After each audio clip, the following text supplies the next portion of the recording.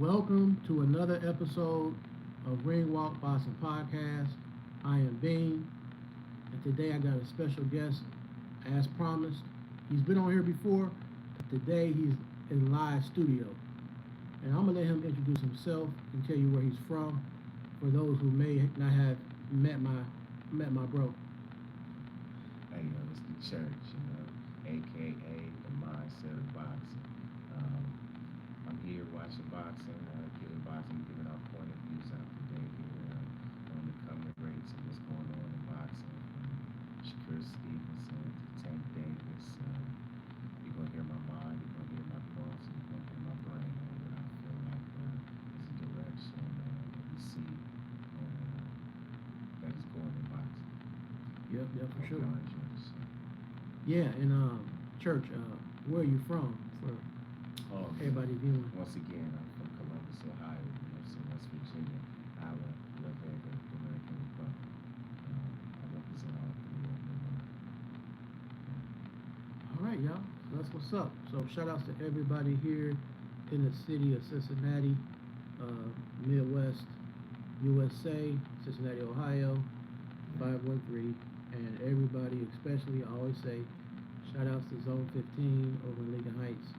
That is where my mom and dad are from, so we have a lot of pride there.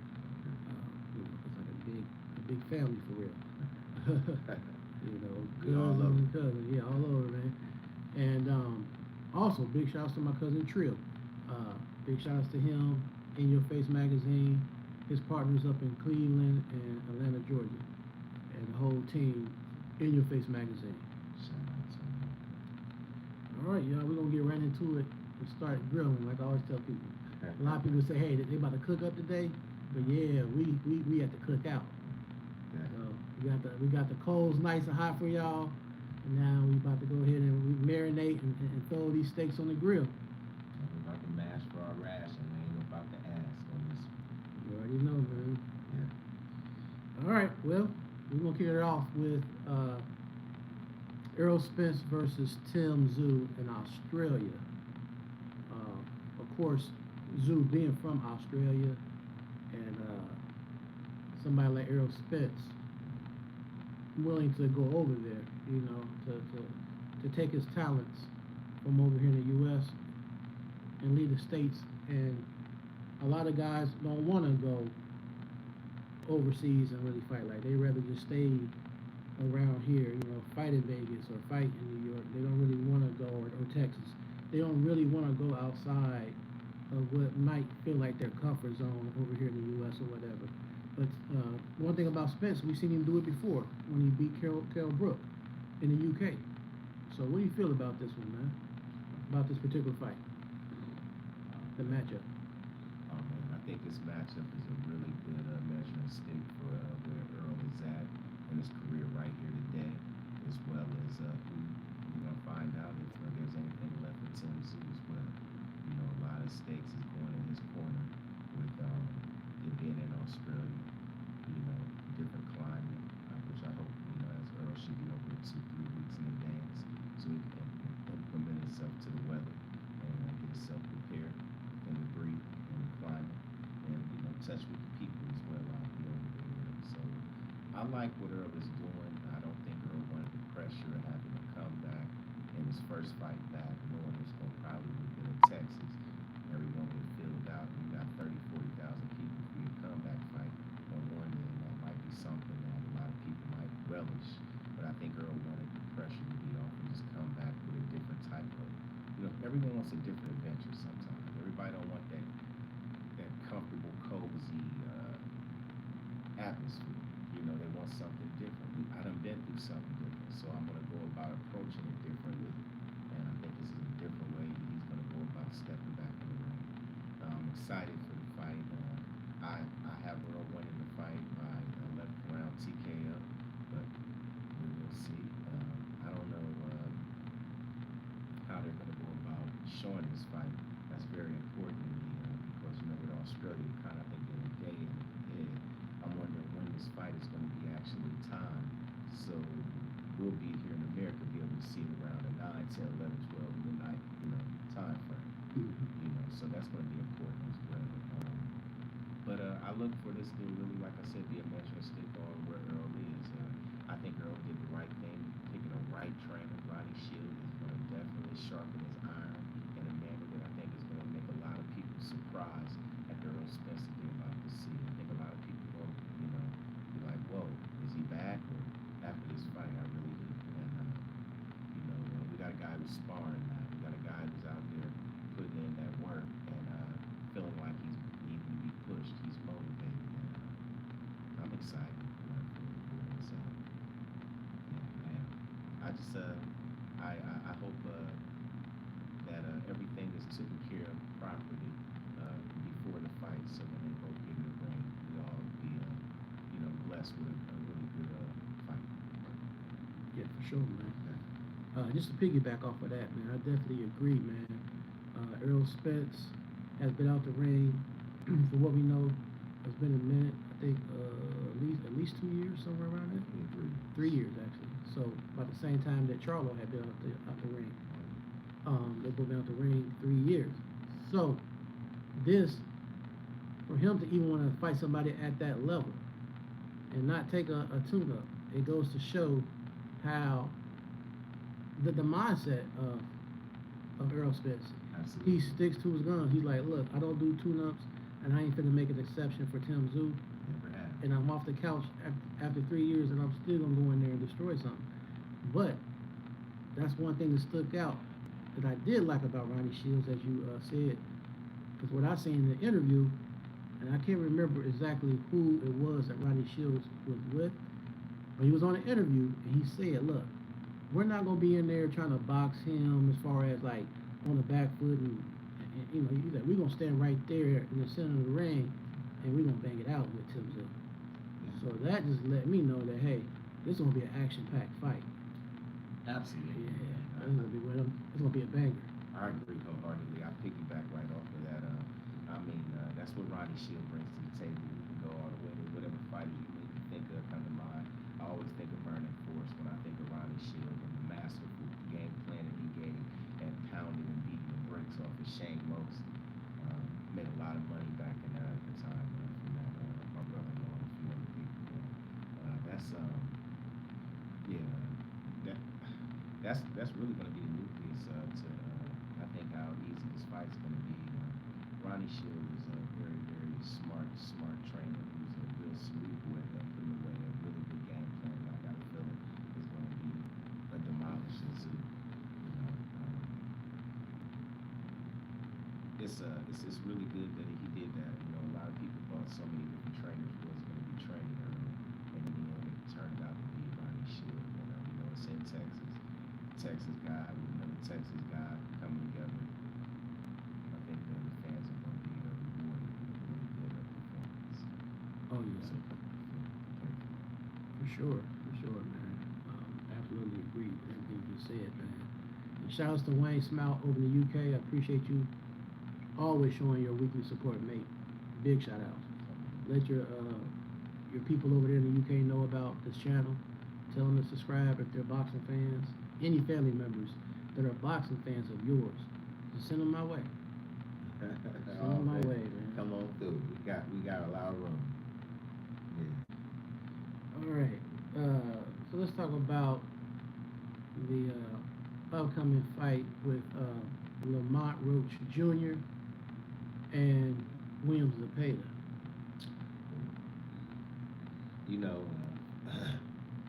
For the real boxing fans out there, that's going to be a treat.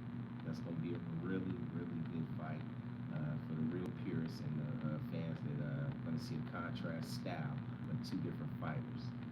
A lot of people probably think Lamont's going to try to go in there and be very smooth and find a way to, beat Zepeda.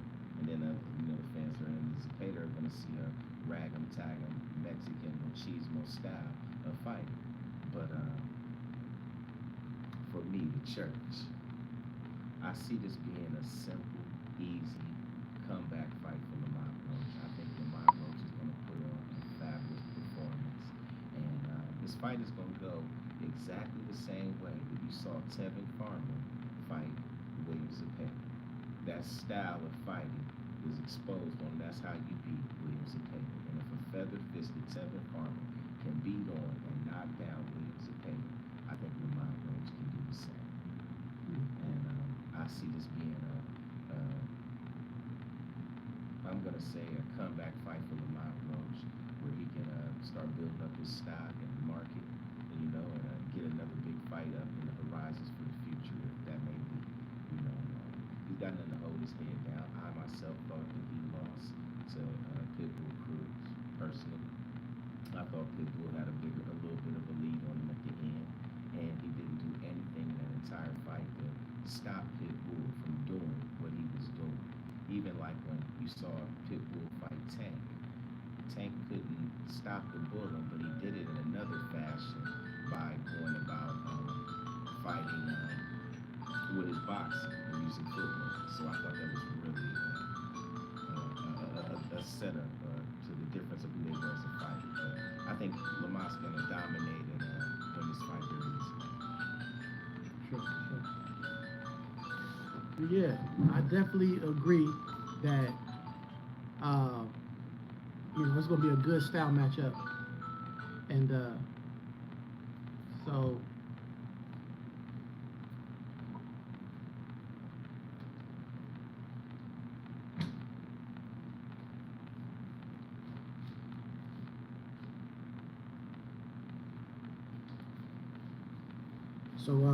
yeah, man, for sure, man. Lamont Roach is a good fighter. I like him because he can brawl some. He don't mind getting in the pocket. He don't mind getting in there, and getting real dirty in the trenches with it. It's gonna be a good fight. I just don't feel like. I feel like if he did lose, it would be Cepeda getting away with a points decision. But I could still see potentially maybe even Roach getting a late stoppage or a decision win. The only thing about Lamont Roach that kind of bothers me at times, it's like he always seems to be, in most cases, a late starter. Like when he fought Pitbull Cruz, it's like you let him get off the first good 4 solid rounds. And then by round 5 or 6, then you start to get in your groove. It's like by this time, you done dropped 4 or 5 rounds straight already. And you got dropped by Pitbull. So yes, he did. It's like, man, you're trying to, you're letting yourself get in a deficit. You know what I'm saying? He got to kind of start off a little bit more, I think a little bit more in the gear. You know what I'm saying? Moving the gear, shifting the gear a little earlier. Nothing too crazy, but just, dictate the pace. Absolutely. Stuff like that, you know what I'm saying? I thought that I agree wholeheartedly. I second that. I also felt that Williams Cepeda is another Pitbull Cruz. So Lamont's not going to have to really change too much into the game plan in this fight in regards to how he did with Pitbull. He just got to worry about 3 to 4 to 5 more inches, right? Would that be fair to say? But guy gonna come straight at you. Guy gonna throw a lot of punches, trying to be deadly. Who hits harder? Who knows? But that same style is going to be the same style that Lamont is going to face again for another fight. And I feel with that familiarity, it's going to bring out a great performance, Lamont only. Instead of it being Pitbull Cruz, it's Williams Cepeda. I really don't see what Williams Cepeda is going to be able to do in this fight to really beat Lamont because Lamont can box and punch. And I think with that footwork, it's going to bode for him running into something. It's going to make Lamont look like a knockout artist, even though Lamont's just going to outskill him in this fight. And if I'm wrong, Williams going to have to show me. But anyone who saw you fight Tevin Farmer, and we all know Tevin is some knockout artist, the way he caught you, the way he boxed you, the way he showed the way the zip and did in the inside with you, with all those multiple punches you were throwing. Anyone who watches that fight, that to me is a blueprint on how to fight you, how to deal with you from a defensive standpoint when you're throwing all those punches, as well as from the point of where you want to try to hurt someone and hurting him in the process. Your chin seemed kind of vulnerable. Tevin Farmer knocks you down. So can Lamont do the same? I think I would rather bet on yes than no. And if I can bet on that, then I think I should also go on. I see Lamont by unanimous decision or a late stoppage. Oh yeah, for sure. Make sure you hit the thumbs up. If y'all enter, hit the thumbs up. And let me post this on social media real quick. I'm gonna post this, y'all, on Twitter and Facebook real quick. So what I do with every show. Make sure I get it out there real fast.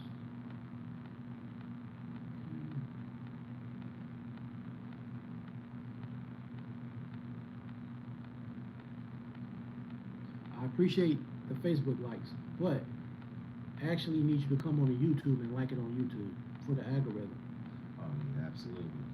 Yeah, get them likes up, but I'm more importantly, go on YouTube and come support Ringborn Boxing.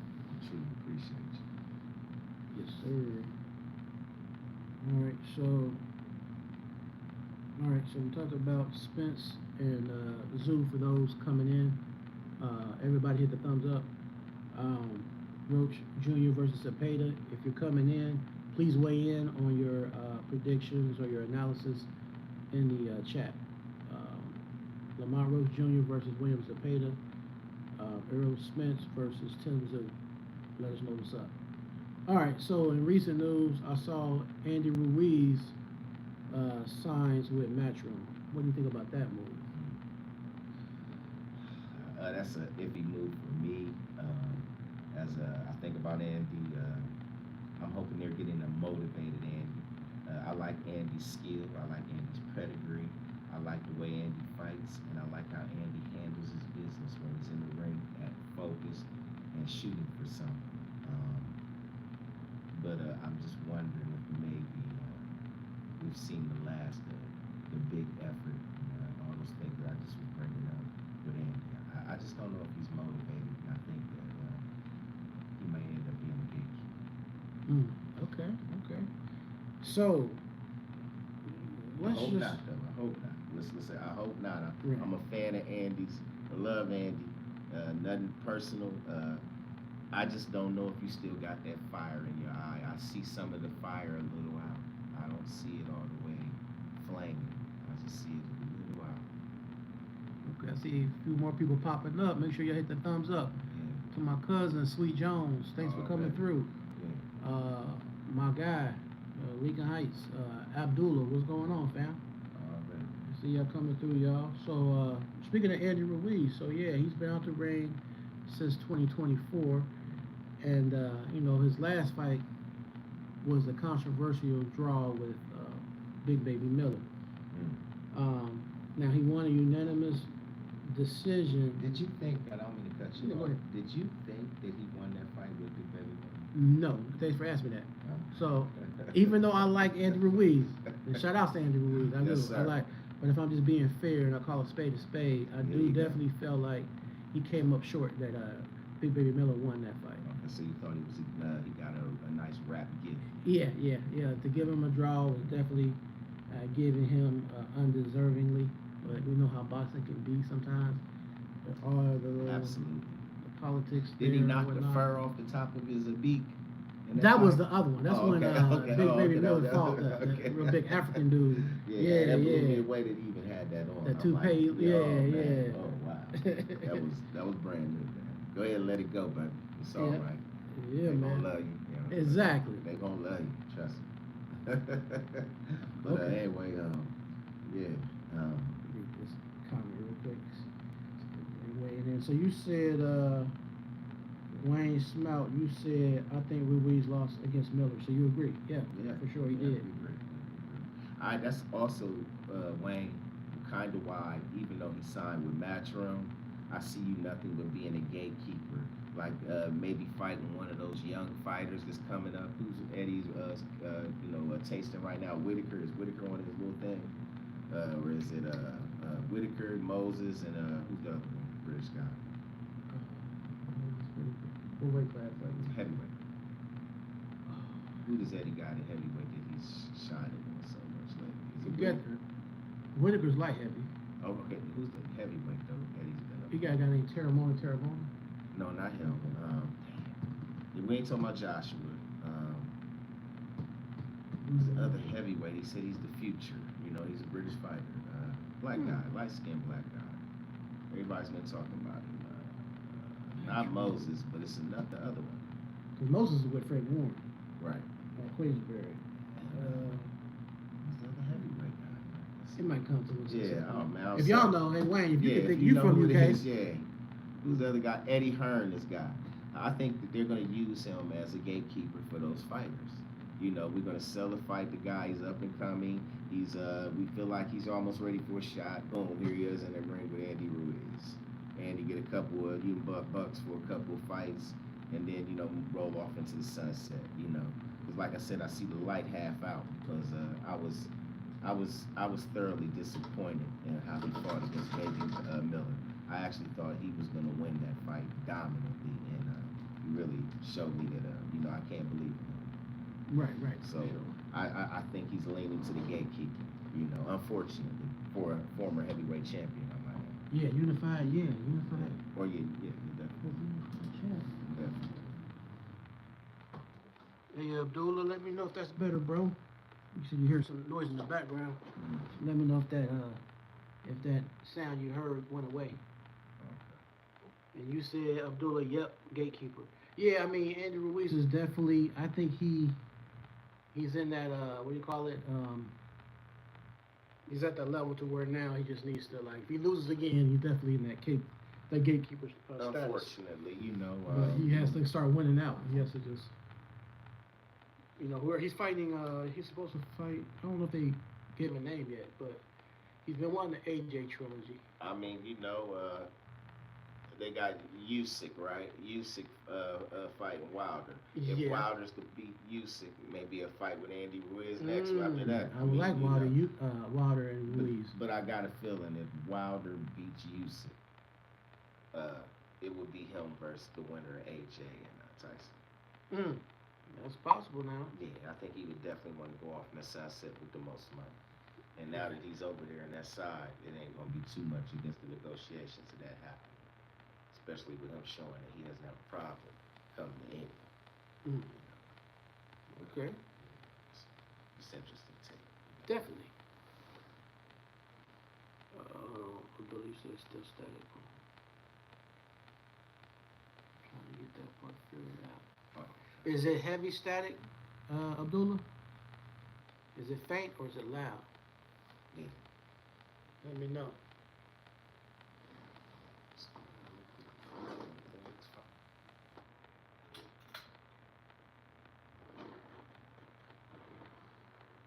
Because if it is something like that, it could be something internally, and I'm going to have to try to troubleshoot. Okay, Wayne, you said it's background noise. Background noise. Like that, I really don't have anything on. Well, give me 1 quick second, y'all. You just hit the TV on. The controller's right there. I'm trying to turn off the TV as well, but I don't have any really appliances running. AC is off, so I don't know what y'all are hearing.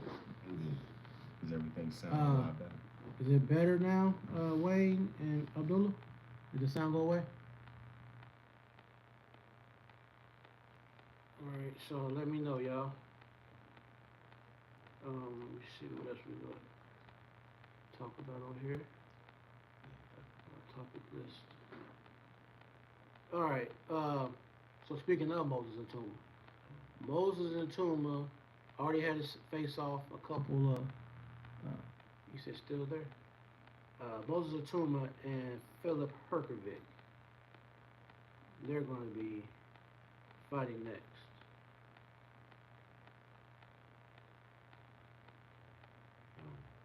That is going to be an interesting fight.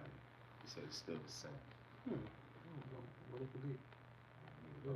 Just one moment, real quick, I'll check something.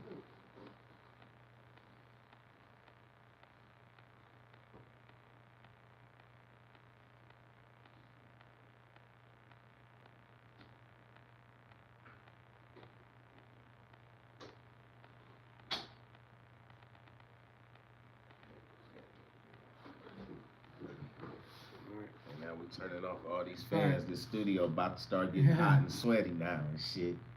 I turned off AC, every fan, ceiling fan. Hey, it was so cool hopefully, like winter up in here for a second, Now y'all got us.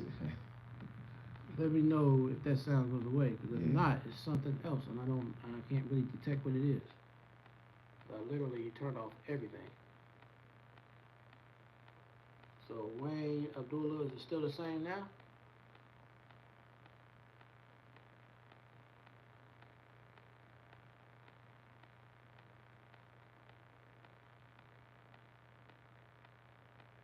We're gonna keep going. Is it? Wait. Oh, Well, I'm about to run to the system,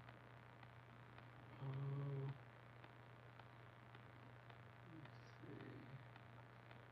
All right, just give us a quick second. please. A little bit better. Okay. All right. Yeah. There's something else causing it. I agree. See that name? The name's so small. Yeah, that's what I'm looking over here. Okay. Abdullah. Okay. It's Abdullah. Hey, we're gonna get back to the show though. We're gonna still get on this show. We sure hope that the clearance of it gets a lot better. Um, as you were saying about Moses, right? Yeah, yep. Him versus Philip Herkovic. All right. Go ahead. So I just want to know what your You know, viewpoint was. I think that he's a side piece to a bigger state. We know where Moses is headed, and I think this is another feather in his cap if it's going to be. He's fighting a live fighter, not necessarily one that's maybe going to be that majorly threatening, but one that's not going to come in there and just stand still. And so we're going to get another tune-up, as I like to think, before he gets to the real meat and potatoes that's waiting for him. That's Mr. Frank Sanchez. Oh yeah, for sure, for sure. Yeah. So what he just said. So basically, what's going on in the background was Philip Herkovic is going to be fighting um, Moses Atuma. Moses Atuma is going to be fighting Philip Herkovic. But it's also been in the news that Moses Atuma was ordered to negotiate Frank Sanchez for the IBF title fight.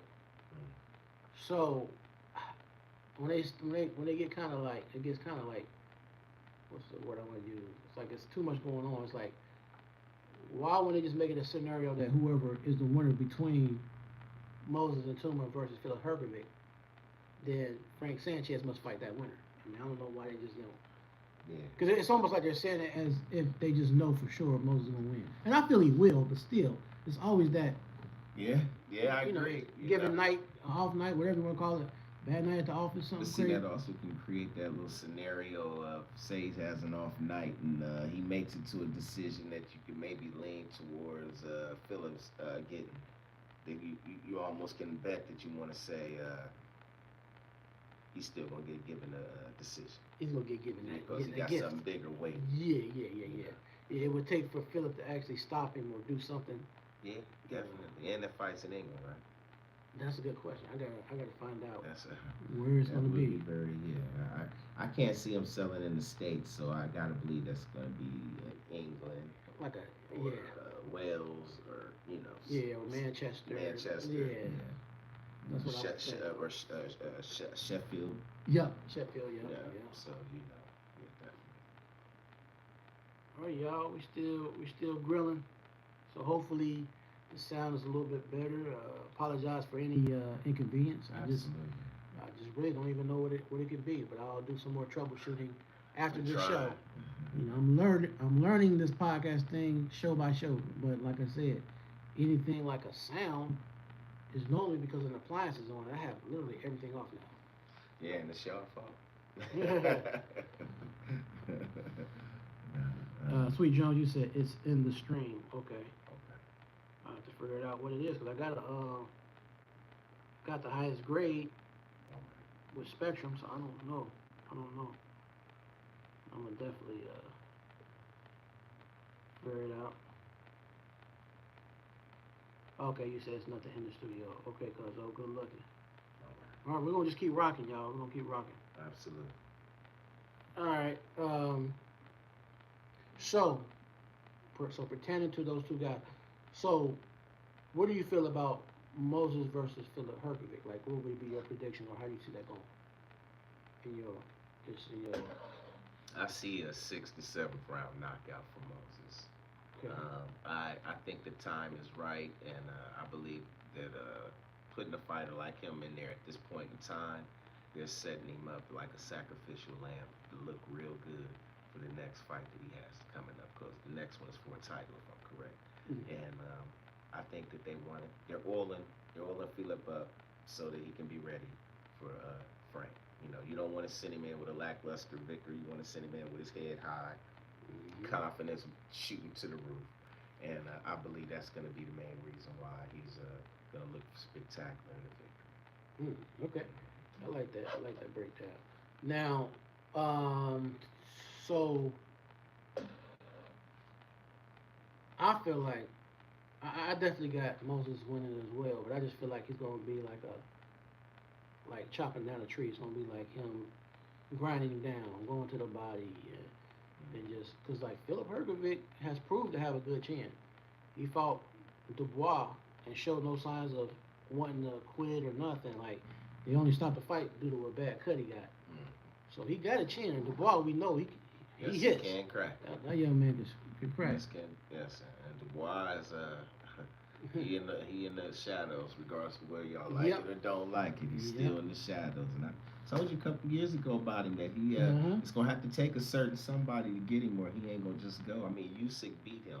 That's the only guy I've seen him really, dominate him. Exactly. And if you ain't him, I would like to have said AJ was one, but he told me, nah, AJ ain't that guy to do that to me. Right. Unfortunately, but yes, that the future of the heavyweight division is starting to pan out, where certain guys are gonna have to start fighting, and I like that Frank Sanchez is getting ready to be brought up into the mix. He deserves an opportunity for some attention, as well as an opportunity to let the world see his skills.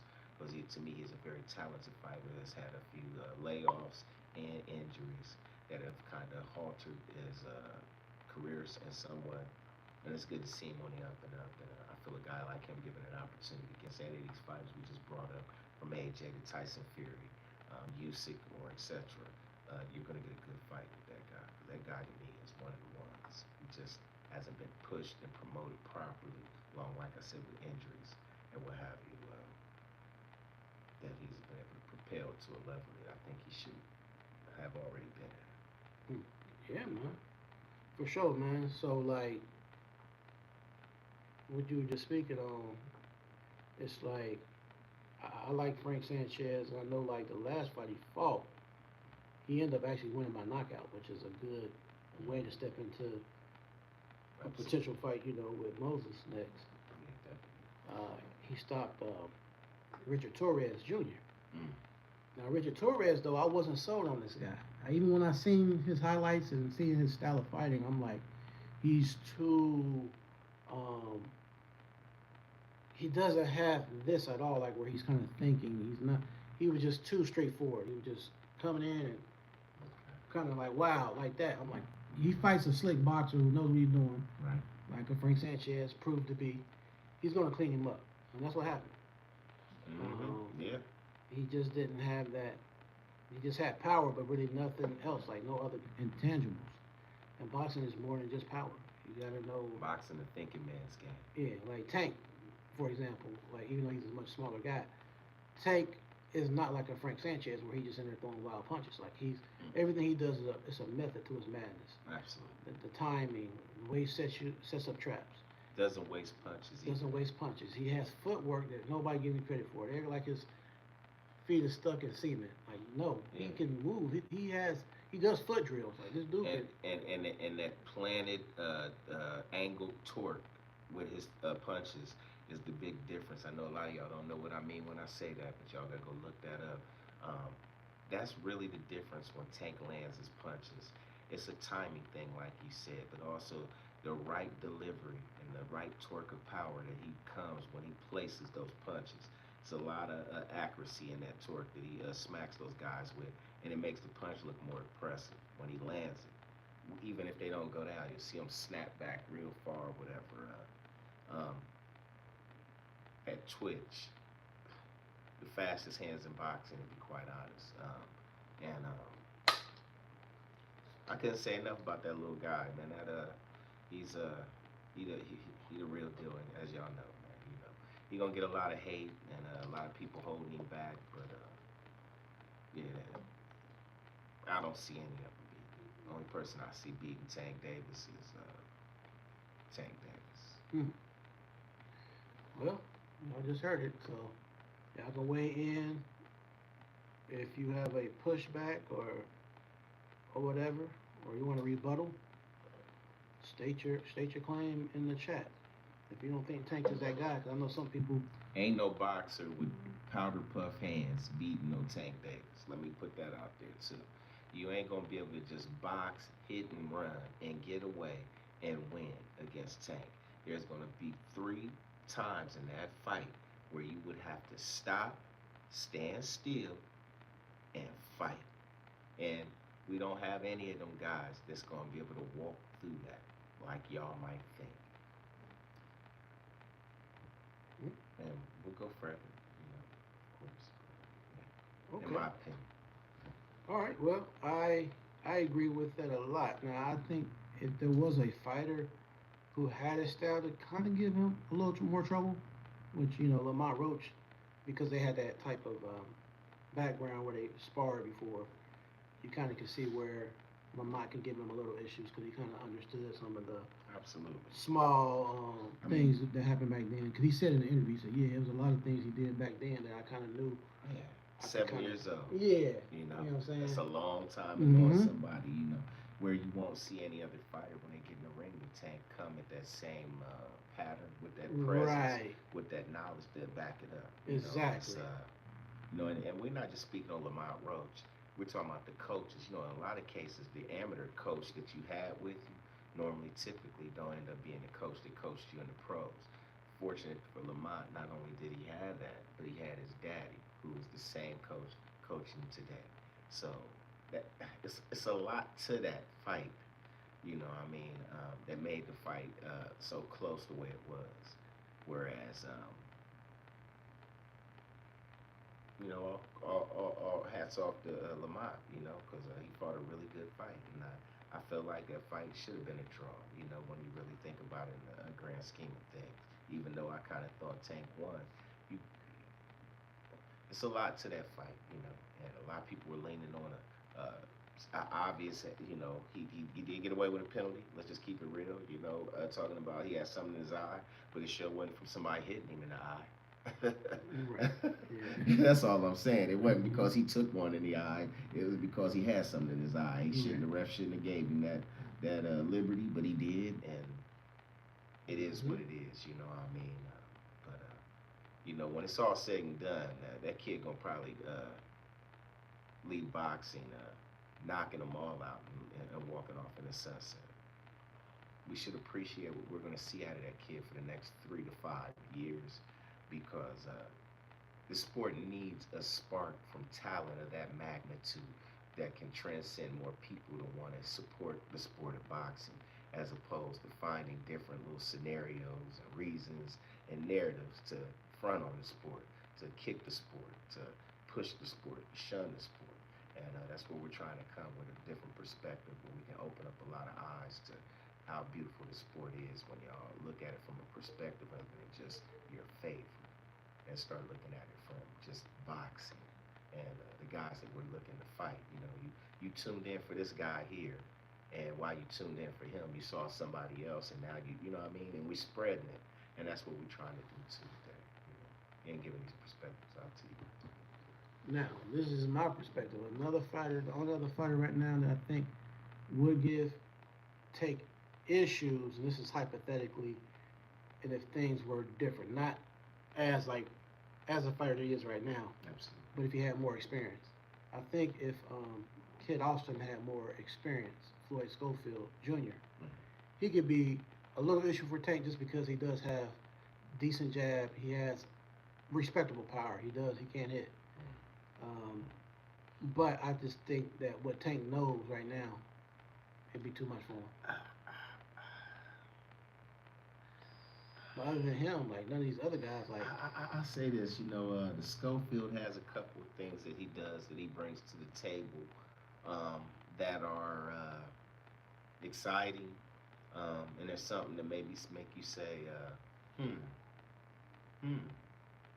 But me personally, he drops his right hand way too much. He does not move his head a lot. He gets hit with too many serious punches. And more importantly, I haven't seen him in there with enough dogs to be jumping up and down just because you beat a over the hill Tevin Farmer. You know, you beat him. That is a great victory. You look really good in doing it in 30, 40, 50 seconds. I think that's all it was. Mm-hmm. And I'm not going to let 40, 50 seconds make me forget about what I saw you maybe 4 or 5 fights ago where you had a amateur putting you on your ass. Had your daddy have to pick you up off the ground because you missed the seat from sitting down. And I saw that guy hitting you with certain sets and punches that a guy with all this stuff that we're talking about that you're supposed to possess shouldn't be getting hit like that. Shouldn't have had the difficulties that you had against that caliber of fighter. And he's one of the ones when I see him, and I do this with a lot of certain fighters. I'm from Missouri, and what's the from being from Missouri? Show me. You got to show me. And if he's really about that, I need to see some more. And from what I see right now from him, I'm just not completely convinced. I don't even see a lot of potential because the footwork, he gets hit too much. I just see a guy who's athletic, who got power, who hasn't got a real trainer to train him on the sweet science of the sport of boxing. A guy that athletic should know how to move his head a lot better. I see a guy that's ready to engage and put it on the line, but I just don't see him always going to be coming out on top when he does fights like that, in my opinion. Okay. So we got 2 questions. So, Oh, absolutely. Ricardo Hernandez. Who do you guys see Tank fighting next when he comes back in 2030?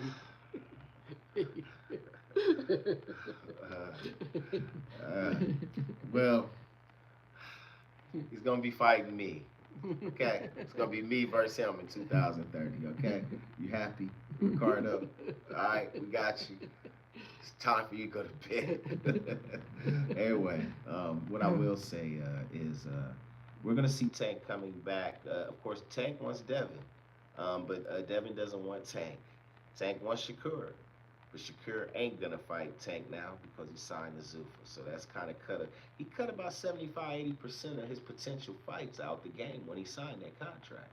So that little 20%, whatever that little 20% is, it better show up because I don't see this multi-millions of dollars coming your way if you're fighting somebody we don't know or somebody we do not want to see you fighting. But getting back to your question with Tank, I think Tank is going to probably have to end up fighting Floyd Schofield if he wants to. But I think Tank really wants to fight Devin Haney. So I think he's trying to give Devin an opportunity to make more money than he's ever made in his entire career by getting in the ring with the best in boxing. And let me to be continued. For sure, man. Let me elaborate a little bit. We were talking about Schofield and Tank. What else was it? Oh, Shakur. Yeah. So speaking of Shakur Zuffa, that's what you were saying. Yeah. So Shakur, y'all, he did an interview with, when Shakur does an interview, he'll start bouncing around and doing a lot of them. So he did one. I'm trying to think who in particular it was with. Oh, with Unc, with Shannon Sharp. Shay. With Shay. And he also did an interview. I don't know if it was with Shay or the one that he did with Dana White. But anyway, he pretty much said this. This is what he said. He says, I think I jotted it down so I can try to get. Now I'm paraphrasing, y'all. This ain't gonna be verbatim word for word, but it'll give you a good idea of where his mind was at. Let me see if I can find it real quick. Oh, you mean where he was trying to speak on guys who aren't in the sport? Yeah. So he pretty much said that, with Zuffa I can make millions and I can be set. I'm the man now. That I no longer need no Tank Davis. He said I don't need these guys. I don't need Devin Haney. He said I got options like Gary Antoine Russell or Lamont Rose Jr. And I can make big money through Zuffa. Man, you comfortable with $2-3 million which is basically what you was making anyway, $1 to $3 million every fight. If you comfortable doing that and pimping this twisted uh, narrative of you the best in boxing without really truly genuinely proving it, hey, more power to you.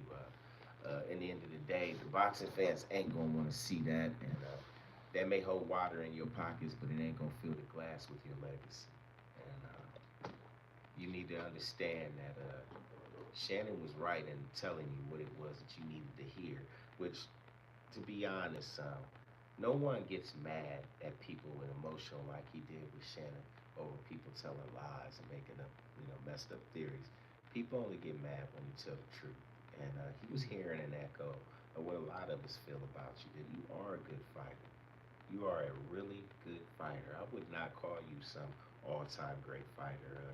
I haven't seen you fight any all-time great fighters. You beating Teofimo Lopez does not put you on some pedestal. I don't know in what world makes you think that you on some pedestal, or because you beat Teofimo Lopez. It's a lot I could say about that with Teofimo, but I'll hold that for another show. Um, but nah, man, I reject that deposit. You're gonna have to fight some dogs. You're right, Gary Antoine Russell. I'd like to see you fight him. Yeah, if you want to fight somebody in the division and show me something, fight Smith, the guy who's underneath from the second, the other junior waterweight that beat Matisse.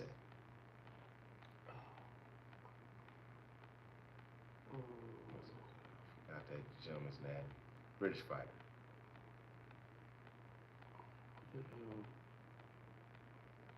You say he's a British fighter?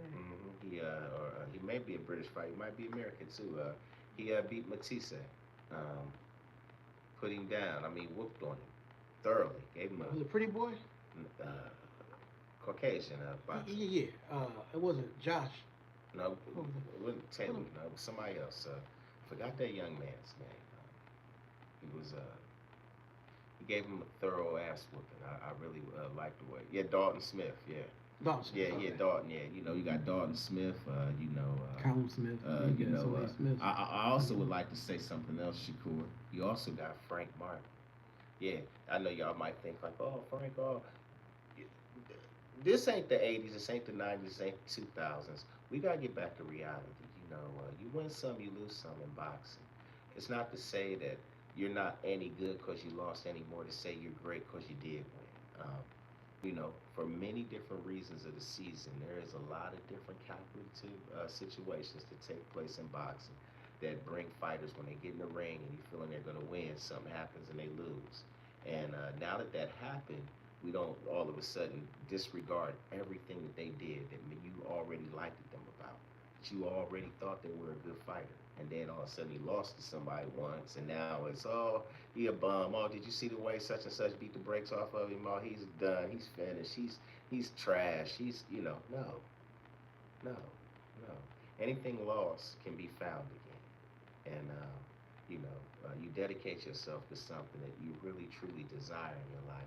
You'll do the things that's gonna put you back on that pedestal, whatever that pedestal is for you. And it's same in boxing. A lot of these guys are creating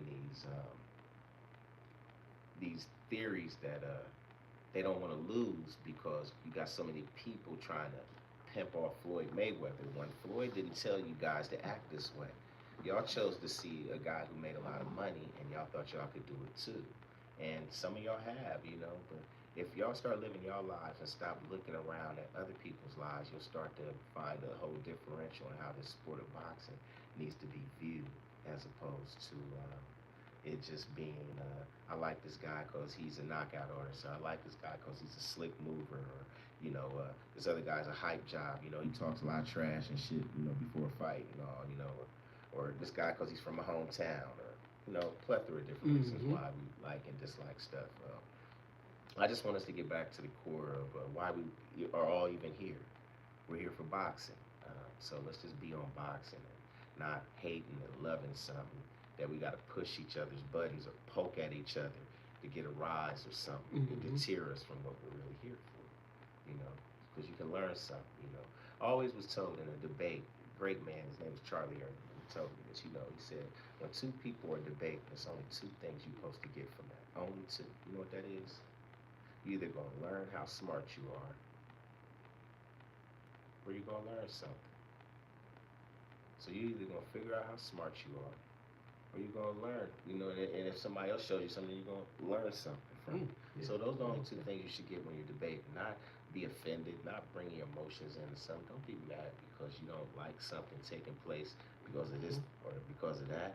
Just enjoy the ride for what it is because that's just the sport of boxing. And what goes up sometimes can come down all along situations, the division, the fighter, what they're going through, etc. Instead of us taking it to levels of this guy is unbeatable, but he got in trouble for slapping a woman, and now that he slapped a woman, anything he does, anything he says, I'm always keying into him slapping a woman instead of him being a great fighter that made a mistake. Right? Just a little sidebar for y'all haters out there that are watching. Abdullah Alatif, you said facts. All of my favorite fighters have losses, and yeah, that's always been my thing, man. Yeah. I don't. I think it was way too much stock and way too much put into people feeling like they can't have a loss and still be considered great. I mean, shoot, Sugar Ray Leonard had like two losses. Lennox Lewis, two losses. I mean, you were a terrible fighter because you have two losses. I mean, I don't get down with that, man. Character does count. It definitely does count. But some of the worst individuals that end up exposing their character in a plethora of different ways. It's from the sport of boxing. The have-nots, the guys that are on their last leg, the guy that didn't have a father, didn't have a mother, came up in a group home, was homeless, was raised by his grandmama or didn't have anything, didn't wear the right shoes at school, was messed up. His coach saw something in him and he took him under his wing and turned his life around and saw him getting ready to go in a direction that was horrible. And because he took his arm around him and brought him to the left so he wouldn't go right down the lane everybody else is going, his life ended up being okay. And he ended up, being the middleweight champion of the world from that. So there's some inspiration that can. Yeah, that can come from that as a just we all human and we all make mistakes. You know what I'm saying? And because we make those mistakes, what makes us human is how we overcome them by showing you something different from what I did previously that can allow you to view me differently from what you viewed me previously, if you can understand me. Ricardo Hernandez. Let me scroll back a little bit more. Wayne Smout, you said Conor Ben signed to Zuffa. That's not stopping the Ryan Garcia fight happening. It may not be stopping that fight from happening, but I'll give y'all a little side bit there. A lot of y'all gonna be like, "Yep, you right, church." Dana White and Oscar De La Hoya don't have a great relationship. So I knew until this fight is actually signed and we seeing a face-off between them two, it's just gonna be his word versus the others, and building up people's nostalgia and attention for this fight. Um, because Oscar and Dana don't get along, and until I see them the contract signed and I see them come into the press conference facing one another, I'm still thinking Conor Ben is going to be fighting Shakur Stevens. That's what I think, but I could be wrong, and it might be Ryan, but that's what I think. Cause Shakur ain't gonna fight Tank. He ain't trying to see no Tank. Um, and with him being over at Zuffa, I don't see who else he gonna get. Ain't no Gary Russell coming over to Zuffa. I don't know why he telling y'all that he ain't coming over to Zuffa. If you want to fight him, you gonna, Dana gonna have to work something out with Al and them. And I don't know if that's even gonna happen after some of the stuff Dana's doing. And Dana has a reputation, and we all see what he's trying to do. And it's just not gonna work. And a lot of y'all in the coming months are gonna figure out a lot more about who Dana White is and what his main objective is from controlling boxing. And it may be cool to some of y'all because y'all might get to see some of the fights y'all want to see, but it's not gonna be cool for the fighters that are fighting because they're gonna be getting robbed and he's gonna make a boatload, shitload of money doing it. Just like he's doing with the UFC, where you got a guy like John Jones who's fighting that 2 million people showed up to look at him fight, and the fight went 2 million pay-per-views, and John Jones got $7 million, and Dana White got 30 million. How Dana White get 30 million, and then everybody else is making 50,000, 25,000, 75,000, and all of them is arguing and hating on each other to see who's going to get the what $50,000 bonus. Ain't that way you give them a $50,000 bonus at the and whoever's fighting the fight of the night? Like what? Right. Yeah. Who am I, your pet? What am I, your? What is this, Django? Like y'all don't get this, y'all don't see this because y'all don't know boxing. I'm talking about the real economic artifacts of how they're trying to control the manner and how boxing is pushed out here. And they did it by throwing it at y'all with pay per view. And from the pay per view, you're gonna get a lot of fans getting started with these prices. Once they start arguing about these prices, these apps start popping up out of nowhere, and now you got an app that then came together with a promotion, that then came together with another promotion to try to eliminate pay per view, which means we can do what? And look, and they're still gonna be throwing pay per views. That's the whole crazy part of it. They just want to control it all, and it's deep. It's deep. It's deep. It might go over some of y'all's heads, but such is life. All right. Abdullah Al-Latif, you said Shakur not fighting Tank or Haney. He gonna follow the path of least resistance. Oh, absolutely, absolutely. And it's going to dawn on him, kind of just like how it did. If you've seen, who's the gentleman's name again? Abdullah. Abdullah. It's going to dawn on him again, kind of like it did the last 8 to 10 months he did with Eddie. You're not getting the big fights that you said that you were going to be getting when you came over here. And yeah, you made a couple $1,000,000 fighting the mailman. Yeah, you made a couple $1,000,000 fighting T.O. and whoever that other gentleman was he fought before T.O. Williams Zepeda? Yeah, Williams Zepeda. Yeah. But those fighters didn't generate real pure attention. T.O. had that little pocket in Madison Square Garden. He had the little room on lock, and the little room is the little room in Madison Square Garden. If y'all know what that is, you got the little room in the Madison Square Garden on lock. People will show up to see him there because this fight show wasn't going to be in Newark, but you the face of boxing. You such the face of boxing, and you already destroyed your fan base in Newark. That's why you're so comfortable accepting that chump change that Turkey was pushing over there and Saudi Arabia for you, because you didn't have a home base to really push your fighting, because no one wants to really. I don't like to say that, but no one wants to see a guy who talks the way you talk, act the way you act, and all you're doing is running around the ring, trying to just throw more punches than the next guy without really doing anything to really entertain his fans. Um, don't get me wrong. I ain't nobody to be trying to criticize a man how he got to get it. Just don't be trying to put yourself at this higher than high echelon, and your fighting is down here. What do you think about that? My guy Wayne in the UK. Honor Ben versus Shakur or Garcia would be massive in the UK. Yeah, we were just talking about that yesterday and last week. Yes, it most definitely would. And Dana White has no issue with that fight happening in the UK, but Oscar does. And I just don't see Oscar letting this fight happen as easy as you fans think it is. Now, unless he got some plan that I don't know about, I just don't see him wanting to have that fight not in Las Vegas. You're right. It would sell a great deal, and Connor would have a fair advantage because, regardless of what y'all might think, Ryan is still tender. Mind is still tender, and he can be off his rocker. But I just hope he understands that kid Connor Ben is kind of off his rocker, just like Ryan Garcia is, and so it's going to be an explosive press conference and everything, and that fight would benefit a lot being in the UK. I just don't think Oscar would want that to happen. I could be wrong, but I just for his business and his promotion, that don't suit him going and sending Ryan to London. I mean, Abdullah. That split reminds me of Oscar, Tito, and Arm. Yeah, definitely. Absolutely. And when he speaking on splits, he means more so the split of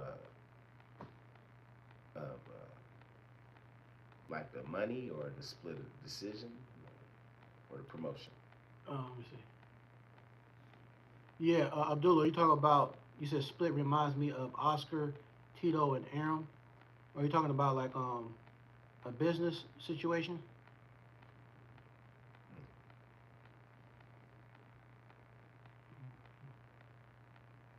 You said Abdullah said Aaron got all that money. Oh, absolutely. Bob Arum is. More money in Vegas. I'm gonna give y'all a In the quick little UK, thing. their money is capped. Bob Arum is. He makes Don King look like an average crook. Uh, you know, uh, Don King gets a lot of flack for a lot of the methods, a lot of the grandeur and the ways that he promoted boxing, treated his fighters, and etc. etc. And rightfully so, he deserved a lot of that. But Bob Arum was robbing boxing blind with no interference until Don King came in and exposed boxing for what it was because the media was so enthralled with a black man having a big event for everyone to see that they it put a big eyeball on boxing in a way it never had because he garnered the attention. But in garnering that attention and seeing who Don King was, y'all tried to put the darkness on who Bob Arum has always been. Because this guy has been robbing fighters blind since the late 50s. Yet he has gotten away with it, and you got people, because he's older now, speaking on what a great promoter he is and this and that. And he's been jerking careers over for decades, you know. The last ones I start thinking of is people like Mikey Garcia, Oscar De La Hoya, Floyd Mayweather, the whole entire Latin fighting community in the 70s and the 80s. What he did to Marvin Hagler, holding him back from winning a title. A lot of people, if you go into the story, you all you gotta do is watch the story. It's called The Kings. It's with Marvin Hagler, Roberto Duran, Tommy Hearns, and Sugar Ray Leonard. They were called the Four Kings. Go look at the parts with Marvin Hagler, and all I got to do is say, think of Bob Arum when you look at him, and you'll see he held back that man's career. Would never let Carlos Monza fight him. I wonder why. And then when Marvin finally did get his fight, he got it against Vito Antiformero, and it went to a draw, which of course Vito got to keep his title. And then he finally beat Alan Racist. Who's his last name? Alan Racist. Mentor. Yeah, Alan Race's mentor. And, the horrible British fans that disrespected Marvin's victory over him. And this is no knock on the British boxing. It's a knock on those fans that night and how they treated a class act who won fairly and squarely with all odds against him and the way y'all showed and treated him, which was just pathetic and horrible. But I brought all that up just to let y'all know that Bob Arum ain't no one that needs to be celebrated because any carcass and dead meat that's on the ground from Don King, trust and believe Bob Arum got as much, if not worse. Just a side note.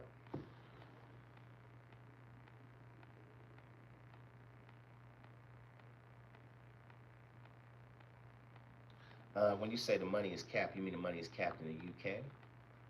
Because if that's the case, which I don't know about UK money, but I know a fight like that suits Oscar bringing Ryan Garcia with his fan base in Vegas. Let's think about that. And I know a lot of cases, some people might not think like Conor Ben is worthy of Vegas, but he is with his salesmanship. With that wild ass press conference that they're gonna have, where two nutcases is going at each other, that is gonna draw a whole plethora of people to Vegas to watch him, including Britain. So Wayne, you're from over there in the UK. Is that true about the cat? Because I heard that before Abdullah said that. I heard somebody else say that in the past. I heard it for a second time. So I just don't see I just don't see that fight happening over there, Wayne. And it's not to say that it can't happen. I want to say that again, alliterate that clearly. Not saying that it can't. I just don't see that financially, economically happening over there from Ryan Garcia's standpoint, and which basically means Oscar De La Hoya, because Oscar runs Ryan. Oscar, if one thing about these people, that's what bothers me. You hearing a Ryan Garcia, you hearing a Virgil Ortiz talking about who they gonna fight. No, if Oscar don't want you to fight, you're not fighting. Uh, the same with all those fighters that's on Eddie. If Oscar don't want you to fight, you not fighting. The only one that will let you take your own word and say, hey, look, okay, I try to tell you what to do, but if you don't want to do it, okay, we're gonna roll the punches and see what's gonna happen. And that's Al Haymon. He'll let you fight who you want to fight if you really want it. If you really want it. But he ain't gonna hold you back because he's not your promoter. He is your advisor. You're your own promotion. And that's the difference between him. Not a better, not a worse, just a difference. You know, everybody's getting something to give something to take something from someone. But there's a way that you do it, and the way he does it is more fair to the boxers, where they ain't completely getting jerked. And I respect that. Okay, when you replied, okay, he said, Oh, absolutely. That's why y'all can have those 96,000 seats stadiums. Eddie can have 10 rows from the top up, and everybody's only paying the equivalent of American money, what, 10, $15? yes, Where here we're going to want about, what, 10, 15 grand? The cheapest seats might be 700, so, you ain't getting no seat for no $15. So, yeah, and one thing you have to understand about the economic and the mental demographic of other countries, Wayne, and you may be able to speak on this as well, is Britain has a stronger allure for boxing, not just because that's, I assume, the birthplace of where boxing started, but you are a country, and as a country, um, y'all don't have a plethora of different organizations expanded in sports. Y'all have football, y'all have soccer, football, golf, and boxing. And when y'all have those, y'all are very supportive to the countrymen and the people in the sport. Y'all are some of the best fans in boxing, to be quite honest with me. I love y'all's support. I love how y'all travel all over the world, giving it up to all y'all fans. All your support to the fighters that y'all come from your country. We could always copy a little bit of how y'all get out with the way y'all support y'all fighters, as opposed to finding ways to ridicule them, shit on them, and kick them to the side if they lose a fight, or if you don't like them because of this or because of that, you know. And that's not to say that y'all some great people. It's just to say I like y'all's passion and y'all support and how y'all give to y'all fighters over there. It's a credit. okay, Wayne said this. Ryan Garcia signed a two-fight deal with the Saudis, says in the contract they decided his next fight. Well, that right there might be what it should be then, bro. Uh, I will say that Ryan signing a two-fight deal. Who are those two fighters? We know Conor Ben is what they possibly want, and obviously that would be a great fight. But me myself personally, I think that fight should happen, will happen, and could happen. But I will say that I just don't know.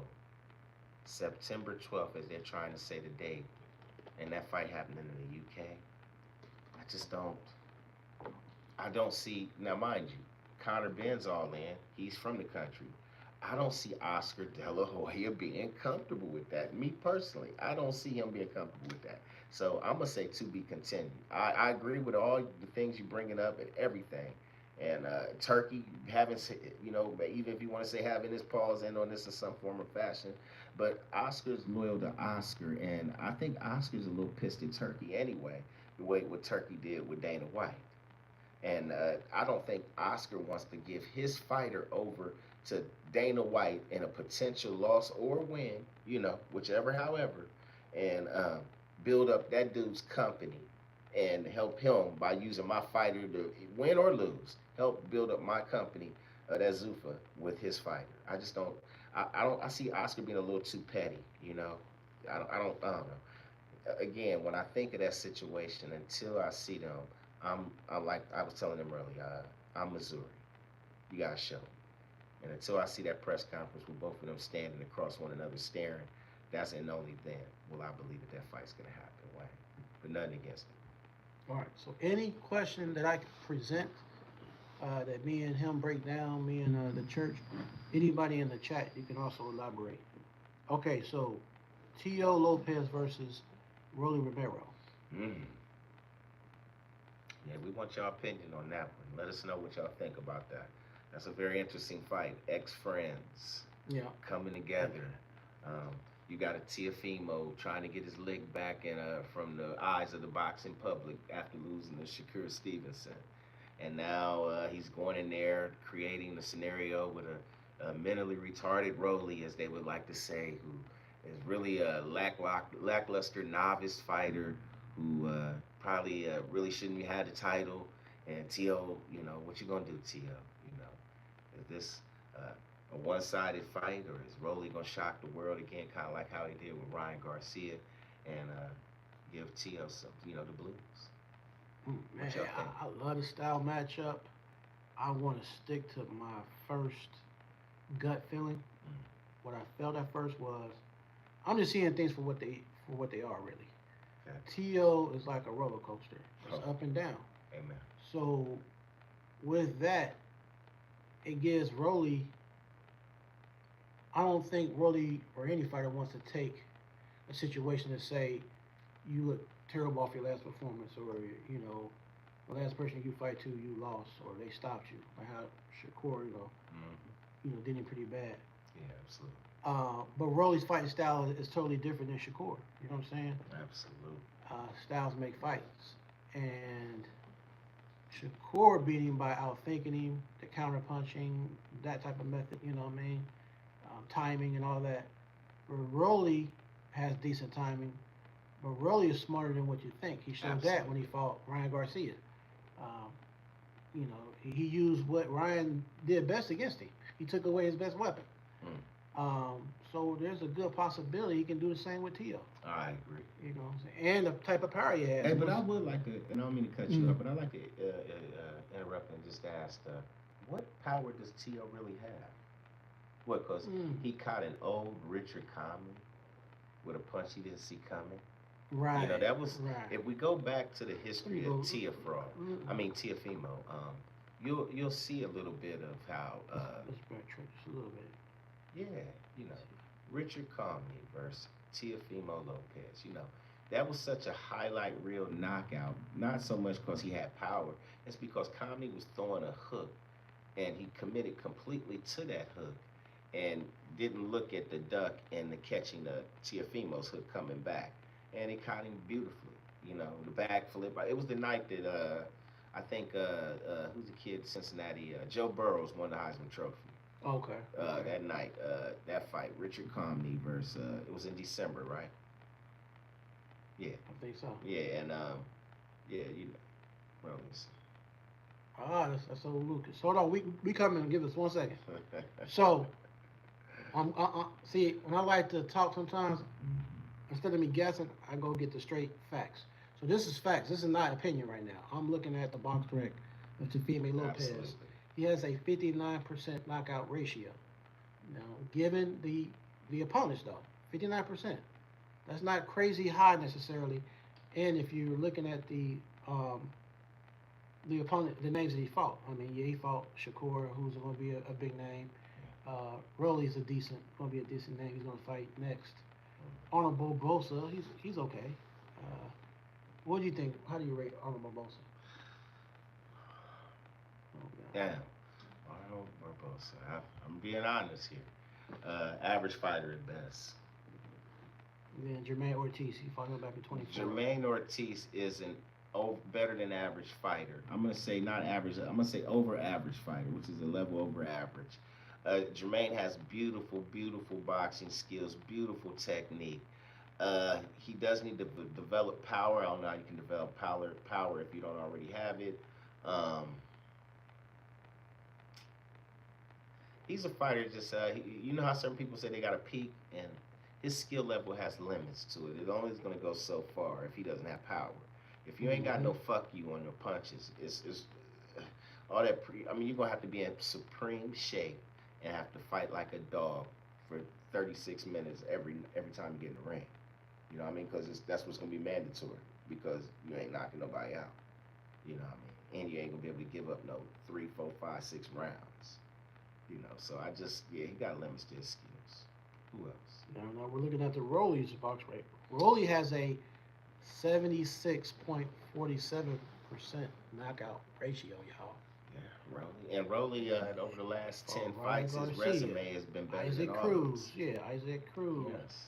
Manuel Jaime, Yes. Israel, Ismael, Ishmael Baroza, Tank Davis, Anthony Yidget,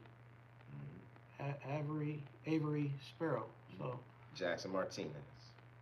yep, Jackson Martinez right before that, and then Arthur's. And a lot of people gotta Pronounce his understand name. Jackson was So, someone that they thought that Rolly was supposed to lose to.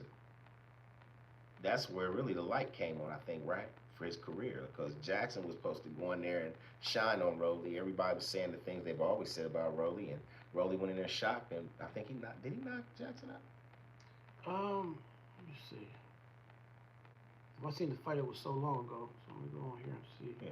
what he won by. Jackson, TK, no, hold on. I think You passed said it. Rolly? Okay. Jackson Martinez right there. All right. Yeah, unanimous decision. Oh, unanimous decision. Well, yeah, that was a definite hallmark of his career because But he stopped opponents before and after. oh yeah, Rolly got that dog, and I tell you, the boxing has gotten a lot better. If the Rolly that fought Ryan Garcia, the Rolly that just fought this last fight, who Rolly just fought last? Rolly just fought, that was, let me see, Ryan Garcia. But after Ryan, who was the other fight? That was before Ryan. Yeah, before Ryan, he fought Manuel Jaime. Yeah, those three fights. Cruz. The boxing that you seeing out of him, um, that boxer could give anybody problems. This is. I'm gonna give this a 50-50 fight, man. I'm gonna say 50-50. I might say 55-45 for Rolly. Only because I think Rolly has a little bit more mental tact than Tszyu does. Hey, shout outs to my guy Wayne over the UK. Wayne said Tio can't beat Rolly. He's done at elite level. I think so too. I do too. I thought for the last three fights, I have to agree with that one. Yeah, I thought for the last three fights he has. I have to agree with that one. You know. I mean, he's not to the level. He's not as far gone as Joe Joyce. We just saw him get stopped in the 11th round. He's not that far gone, but he's definitely inconsistent. And for him not to be like winning at least like 2 fights back to back, it's like a win, a loss, like that kind of. It's like, yeah. I think he's done, like you said, at elite level. His best days is past him. Absolutely did. He definitely gave him problems. Rolly will give people problems because he's got the heart to go into the fire in the process of trying to know he's going to get clipped by something potentially. He's trying to clip you. And I respect that. Maybe that's the naive youth part of the fighter because I've seen fighters like Haney, Shakur in particular. It was another fighter too, whose name Richardson. They talked about him, and they talk about how he has novice skills and how you're not really that like that. And I think part of the I'm not like that is what makes Rolly like that because Rolly's not afraid to go inside a fire that he ain't meant to be standing in, where these other fighters would never take a foot inside there. They would never even attempt to try to find a way to go in there and try to deviate or implement a plan to defeat a fighter. And that's probably why you see them fighting certain fighters that they fight and other ones don't. We got to weigh in from Smacky, your homie, in Cali. Uh-oh. Rolly Romero is yet another Al Heyman manufactured champion from a long list of Al Heyman champions. That could be so. I like how at the end of every sentence you keep saying the word champion because there's a reason he became a champion. You know what I mean? He got in the ring. He had to do something to get a title.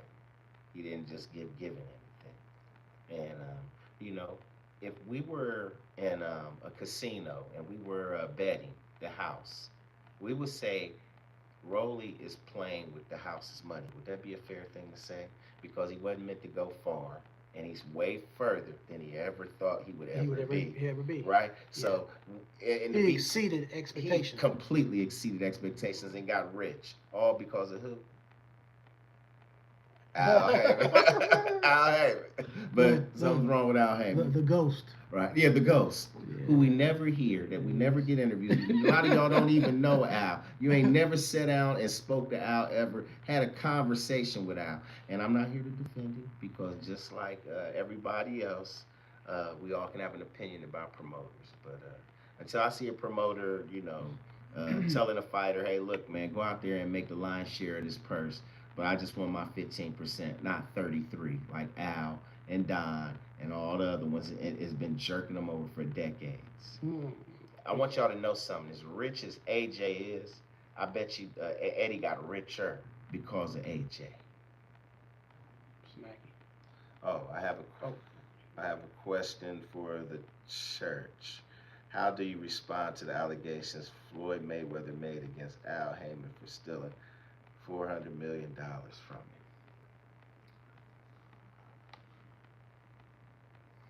Okay, we're gonna entertain that. Let's entertain it. I'm gonna wait to go in court for that. You know what I'm saying? As much as I don't like even the theory of hearing about someone swindling money or someone not swindling the money, what I can say is Floyd Mayweather has not, I'm gonna repeat again, has not sued Al Heyman. I'm not saying he ain't suing people for money. I'm not saying people haven't shunned him for money. I'm not saying that he wasn't hustled out of money, finessed out of money, or losing money. All I'm saying is he is not suing Al Heyman. That's all I'm saying. I want to say something else now that we're on to this, right? When you're worth $2.8 billion, right? And say somebody finessed you out of 175 million. And then let's say somebody finessed you out of another, what was the other one? What, 200 million? It was 175 million for one, and what was the other one to do? He was doing investing in a building that wasn't really real or whatever. He got him for another. I'm gonna say 300 million. So 300 million, 175. That's 475 million dollars. Okay, let's just start there, right? And then let's not even forget that you got somebody saying he owed 7 million for taxes. Somebody else saying that he suing him for a million. Somebody suing him for 13 million, talking about a child his. Meanwhile, Floyd has never spoke on any of that. None of it. Still got all them houses y'all say he don't got. Still got all them cars y'all say he ain't driving. Still got them buildings in New York that y'all, I guess, are they supposed to go up for what, foreclosure? I'm just saying, it's like it's crazy to me. He ain't filed bankruptcy, and and I say all that to say, when you got $2.8 billion, and you got about $500 million and half of a $1 billion in loss, would that still make you a billionaire though? Yeah. Yeah. So, I mean, you know, again, I don't like the information being brought out with any of that. And I wholeheartedly would be completely against Al Heyman if he stole anything from Floyd Mayweather, Keith Thurman, Deontay Wilder, Lewis McCain, or Mary Jane, whoever. I would have an issue with that. But what I don't have an issue with is he's not suing Al Heyman. So I don't want to make an answer to some fake theory that doesn't even exist. What do you think about the allegations that, according to the contract, Al Heyman wrote it into the contract that he cannot be sued by any fighter? Um, I, I'm not at liberty to speak on what I don't know. So on that, and I'm not at liberty to speak on what I don't know in regards of a contract that I have not seen yet. So uh, I'm I'm not the right person to speak in regards to what Al has done with a contract on a clause, because that sounds like a clause. Would that be fair to say? Um, uh, what a fighter can and can't do. But I would like to say this, right? Because this ain't no record company, right? First off. And two, and most importantly, Al Heyman is not a promoter. I want to say that one more time for y'all. Al Heyman is not, is not a promoter. Y'all have called him a promoter. He has never said he's a promoter. In fact, Al Heyman ain't never said nothing ever. And then Shelly Finkel's the manager, right? Shelly Finkel, absolutely. Yeah. Shelly Finkel, okay? So, Al Heyman is an advisor. That is it. 15%. That's it. So, what about the other 85?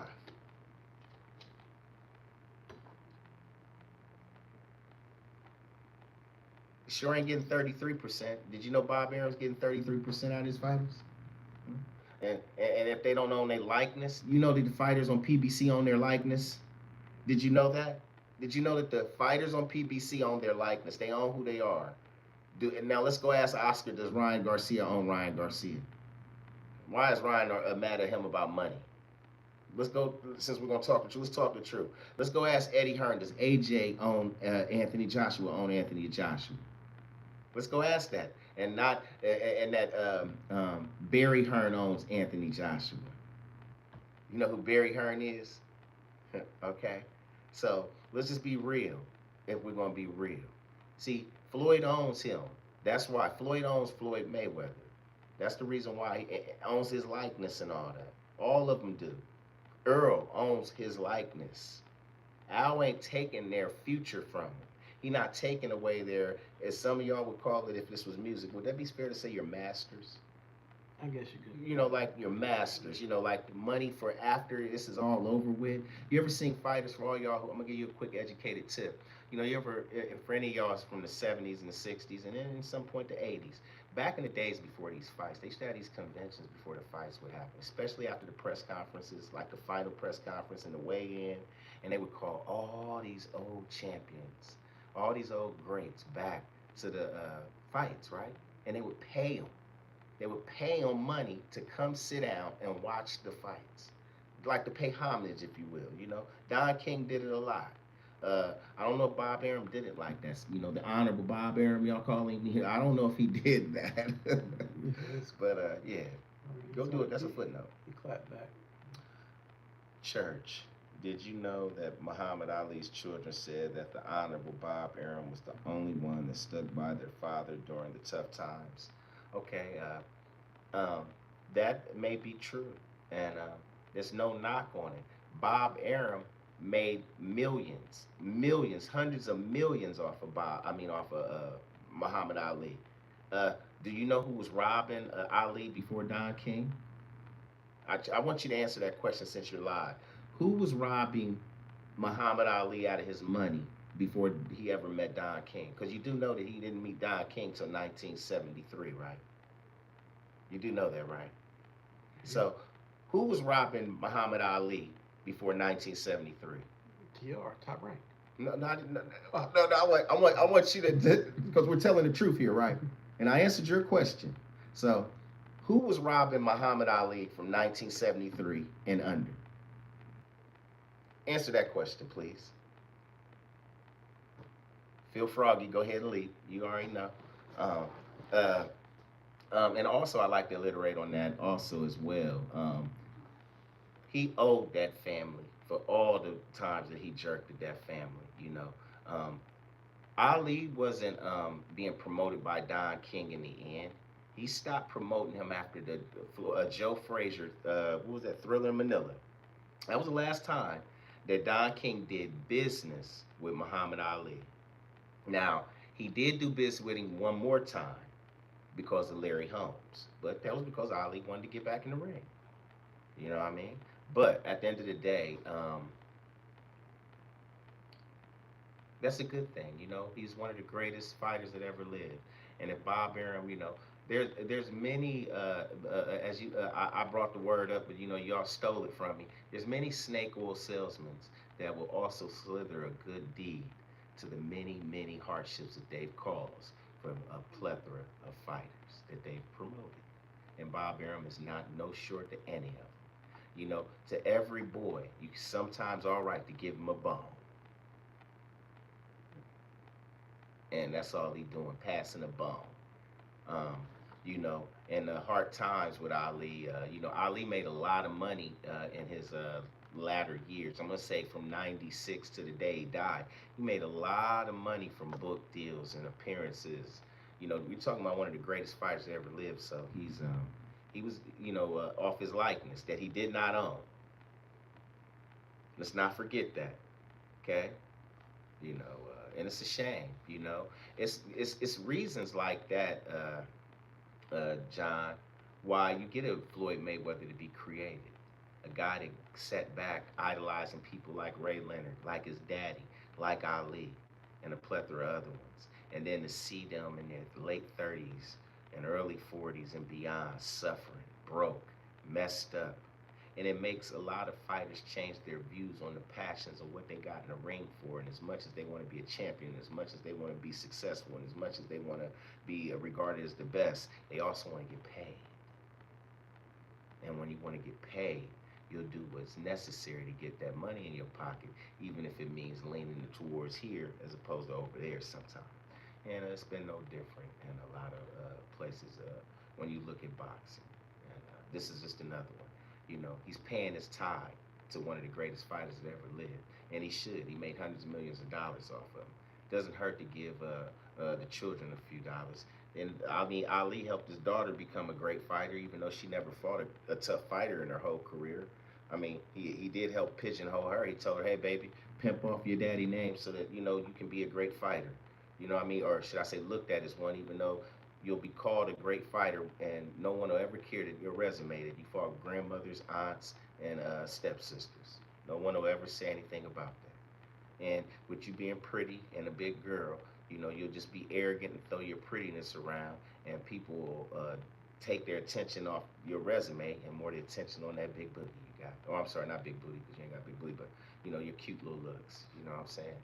And I know I was off subject, but you know, Ali made some money, so I don't know how much Bob took care of Ali. I guess is the moral of the story because he's still a snake oil salesman. You think Terrence Crawford is happy with Bob Arum? You think Oscar De La Hoya is happy with Bob Arum? You think Bob Arum? I mean, you think Floyd Mayweather's happy with Bob Arum? You think Mikey Garcia's happy with Bob Arum? You think Marvin Hagler's happy with Bob Arum? What about Carlos Monza? You think he's happy with Bob Arum? What about Bobby Chacon? You think he's happy with Bob Arum? What about Johnny Tapia? You think he's happy with Bob Arum? I mean, so we can go on and on and on. And these stories don't get brought up because y'all hate for some other promoter who's eccentric, charismatic, and talkative.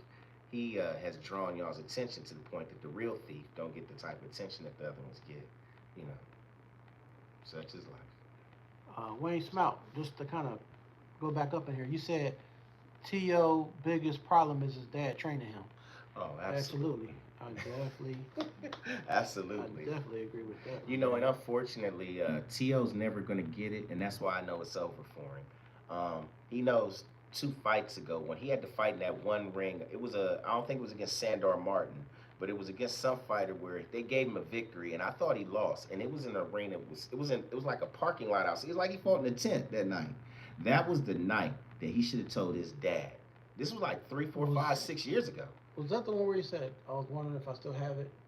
Yeah, like I just can't remember yeah, what it was. That was when he should have said that night. That's you hit that right on the head. That was the night that he should have said, "Dad, we went as far as we want to go. You can sit right back here to the side. I'm gonna take care of you forever and hold you down. But I need steps to take over, like you be calling me to take over. I need some real, you know. And because I see that he's not gonna get rid of that guy, it's over for him, man. You know." You're going to hear a loudmouth guy, a la kind of like how Danny Garcia was about his boy. Going to scream and holler and shout to the very end, whether it's true or not, because he loved his son, as opposed to the fact his son got what it takes to be the best. You know. Okay. Let's talk about another subject, because we got a little bit more to talk about. Canelo Alvarez versus Christian and Billy. And Bob Arum just made a statement and said Christian and Billy will knock out Canelo Alvarez. What do you think about that? I got a laugh out of that. You know, Bob Arum is something else still in his 90s, but I mean, he does have decent power, but I mean, from what we can see, Canelo Alvarez does have a very great chin, a very good chin. I think the only one who could really detonate his chin that was going to stop him and he avoided was David Benavidez. Oh, absolutely. Other than David Benavidez, nobody else really could. I don't see nobody else really stopping Canelo. You know, and I don't believe that he ever wanted that smoke. But you know, Me neither. some people will digress, and that's cool. You know. That's kind of how we're going to do. We're going to be fair, even though we may believe that the guy truly didn't want certain smoke. He saw certain, those 5 houses over here burning, but he chose which burning house to go into. Let's just say that, without diminishing a 4 or 5 division champion and a future Hall of Famer. And whether I like him or don't like him, Canelo Alvarez is going to the Hall of Fame. And he'll be probably the first known fighter to go to the Hall of Fame that failed the steroid test. Would that be fair, John? Is that accurate? Is he going to be the first fighter in the Hall of Fame that failed knowingly? That knowingly, right? Not allegedly. Not allegedly. Not what people. Not what people think. Not what right. we heard. I mean, that knowingly failed the test and going to go in the Hall of Fame. I think he might be. I mean, I know that we know there's a lot of other fighters that have been on steroids, but so we're not gonna be narcissistic here and talk about another fighter. We're speaking to Canelo right now. Okay. All right, Smacky, you said it. I know this is probably more of a question for Sean. Church. Oh, if Al Heyman doesn't own the rights to a fighter's image and likeness, why was that a clause written in the Schofield contract? What I would like to say is that Schofield is not a PBC fighter, and nor has he ever been, to my recollection. Right, I think he's never been. He was an independent fighter fighting in a tri-state area that finally signed a contract by beating a certain fighter that was associated with Golden Boy. Right? Boy. Yeah, and from that he he's with Golden Boy. Yeah. So he's never signed no likeness. And let me say this: when you're in a cross fight, Bob, I'm glad you brought that up. I'm glad you brought that up. Oh, you know what? Could you read that question to me again? Let's explore that question for a second. You said, does Al Heyman doesn't own the rights to fighters' image and likeness? Why was that clause written in the Schofield contract? Al doesn't do that because Al doesn't have contracts with fighters as a promoter. And I keep stressing that enough, and I'm going to iterate that again. But I'm glad you brought that up about, clauses and contracts about likeness. That is a practice that Bob Arum has done from the very beginning. When you come over to sign with him. Now, back in the 80s, Bob used to do this back in 1982. He did this with a fight, I think it was with Michael Carbajal. It was for IBF belt. He ended up, when you go to court, he got caught for cheating. And the IBF, I think, also was caught up in that cheating thing with him, if I'm right? And the fighter's named Michael Carbajal. Some of y'all may know him. To me, he's a Hall of Famer, one of the greatest light or flyweight champions ever lived. He was, I think, out of Arizona. Great fighter. Olympian, too, if I'm right? What's his name again? Michael Carbajal, great fighter, one of the great fighters. Bob Arum had a clause, but he's done this with many fighters, where Mike wanted a shot at a title, and Bob was like, well, you get a shot because you deserve it, but if you get that shot, you have to sign a 3-fight deal with me, with your likeness and your whatever. He's done that with all of his fighters. Now, the difference with Don, yeah, that's Michael Carbajal, yeah. The difference with Don King is he wouldn't do that with their likeness. He only did that with fighters that were super duper stars. And it was really only one he jerked over like that, and that was Mike Tyson. Because Larry Holmes exposed what Don was doing. And that's why Don couldn't do it the way you just brought up, how you tried to twist it to Al Heyman. That's what Bob Arum been doing his whole career up until this day. But now Todd LeBeau is doing it. But what I'm saying is, that's how they used to do them. You want a title shot, you got to sign over your likeness and etc. And in order to get this shot, plus a 3-fight deal, or you don't get no title shot. So they used to use those tactics in order to get fighters over to their promotions. They used to call it like it wasn't never a cross promotion. You have a fighter signed, let's say for Bean's company, right? Then he's an up and coming fighter. He's 22-0 with 20 knockouts, and he's due up to be the #1 contender for the IBF middleweight championship of the world. And in the process of that, he wants to come fight me, the champion, who is promoted by Bob Arum. Bob tells him, "Hey, you can come over. We'll give you $2 million, and we own your likeness, we own your contract, and you got to sign a 3 fight deal with us in order to get a shot at the title." Fighters would say no, some would say yes. That's how sometimes they used to twist it and say a fighter was ducking. But you wouldn't get to be privy like you are today with social media and finding out why these fights don't happen. Back then, guys would say, "No, I ain't doing that." And of course, he ain't getting no fight. And then you'd be like, "Yo, why didn't this guy fight this guy?" And now we'll be saying he ducked him or he ducked him, and not know that this dude was given a crappy deal with no negotiation involved to it. Because boxing is a very uh, barbaric sport when it comes to contracts. You know what I mean? It's not what y'all think. It's a lot of undertables where you could be promised a meal and end up with only 600,000. I mean, and you still ain't talking about IRS. You know what I mean? And so many fees that people don't realize boxers pay. You be thinking they covered all this money after they're through. They got to pay the manager. They got to pay the trainer. They got to pay the cut man. They got to pay the sanctioning bodies if they are associated with a sanctioning body. Don't forget the promoter who's supposed to get his 30%, all on what promoter he is. So, a guy see $1 million, he might walk away with 250, 300,000 when it's all said and done, all on how his percentages is bracketed out in his contract with his fighters and with, his team and et cetera, et cetera. Smacky. Oh, I'm not 100% sure if Canelo will be the first known person to be in the Hall of Fame, even with his dirty test. It depends if they.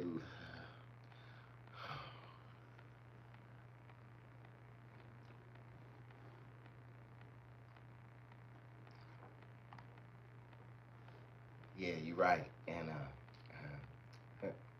yeah, and yeah, who knows? Next question.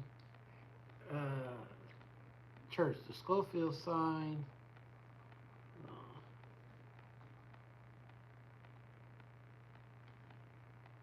with Golden Boy after they exposed Al Heyman's contract for trying to have the rights over their image and likeness.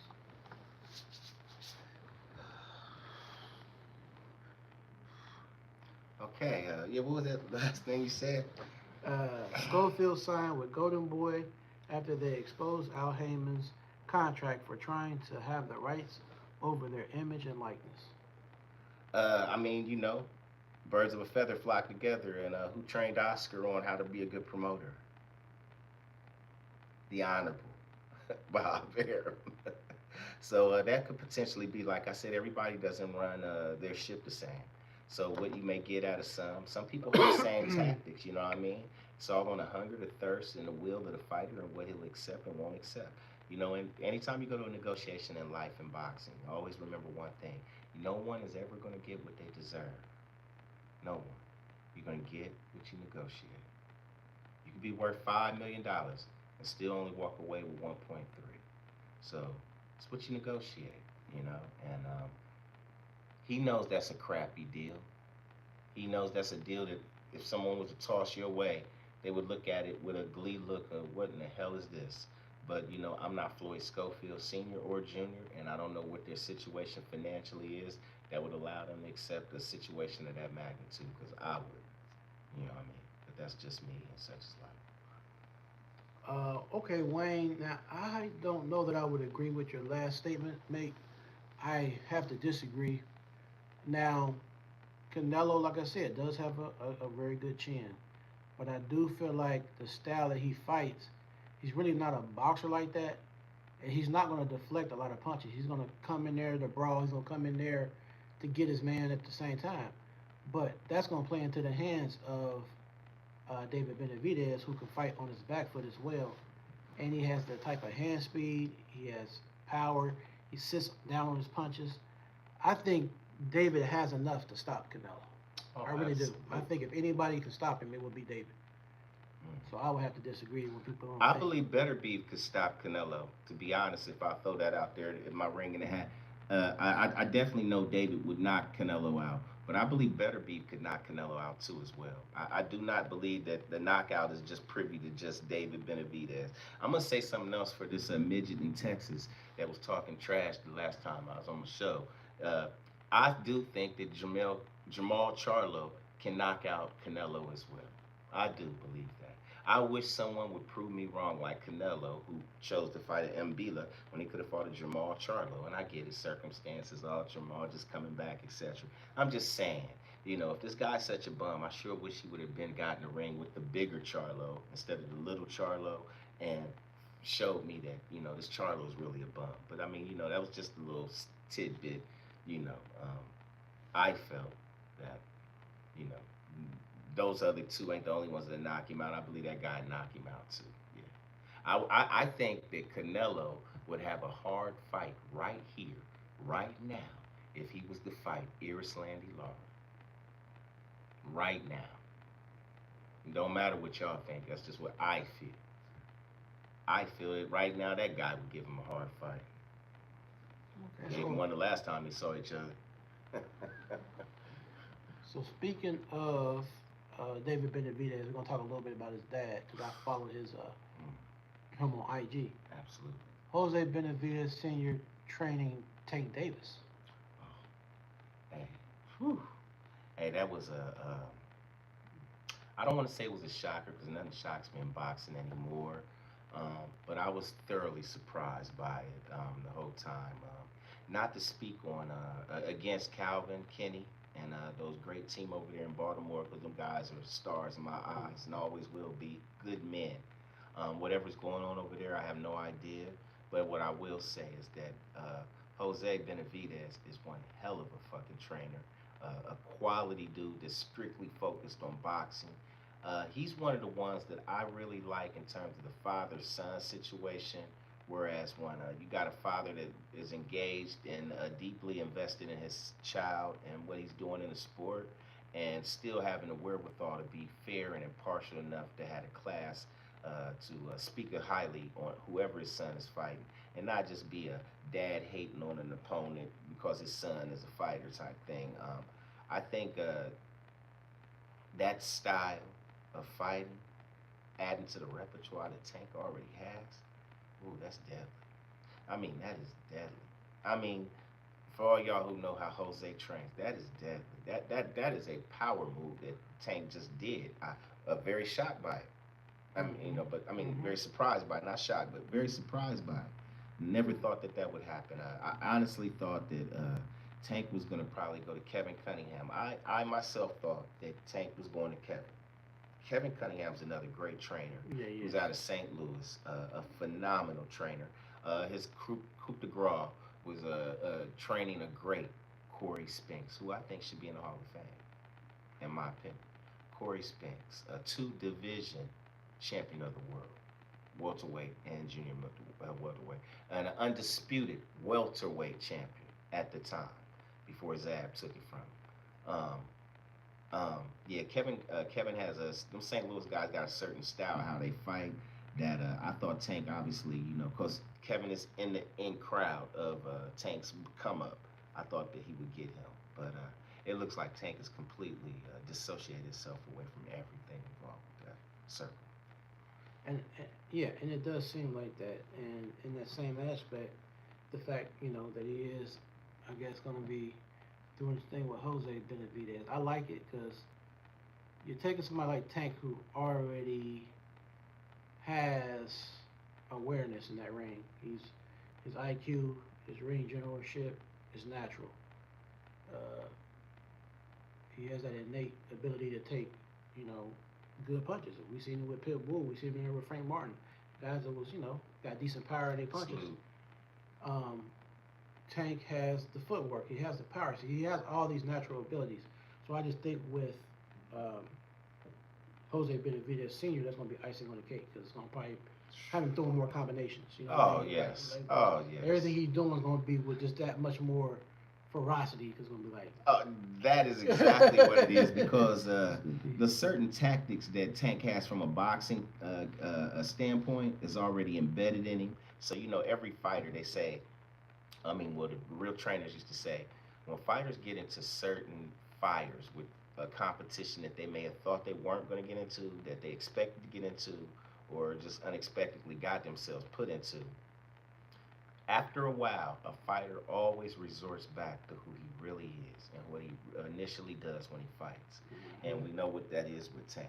So to add another repertoire into what he already does is pretty phenomenal. It's going to be serious. One thing that you're going to get out of this that David Benavidez does a phenomenal job at is cutting off the ring. I want y'all to know David Benavidez is one of the best fighters in boxing at cutting off the ring.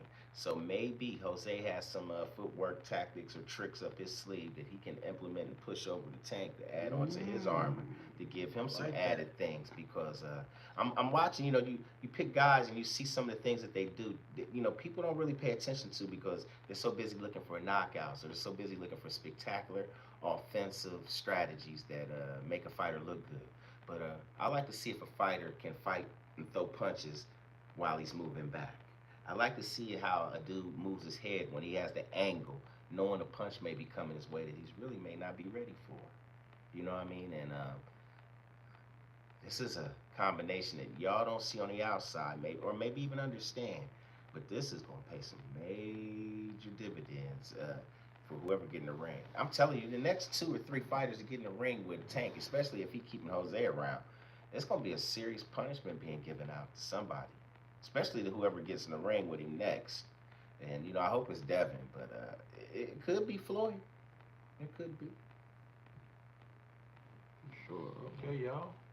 We got about maybe 1 or 2 more subjects. Oh, yeah, definitely. Shoot. Right before we conclude this episode.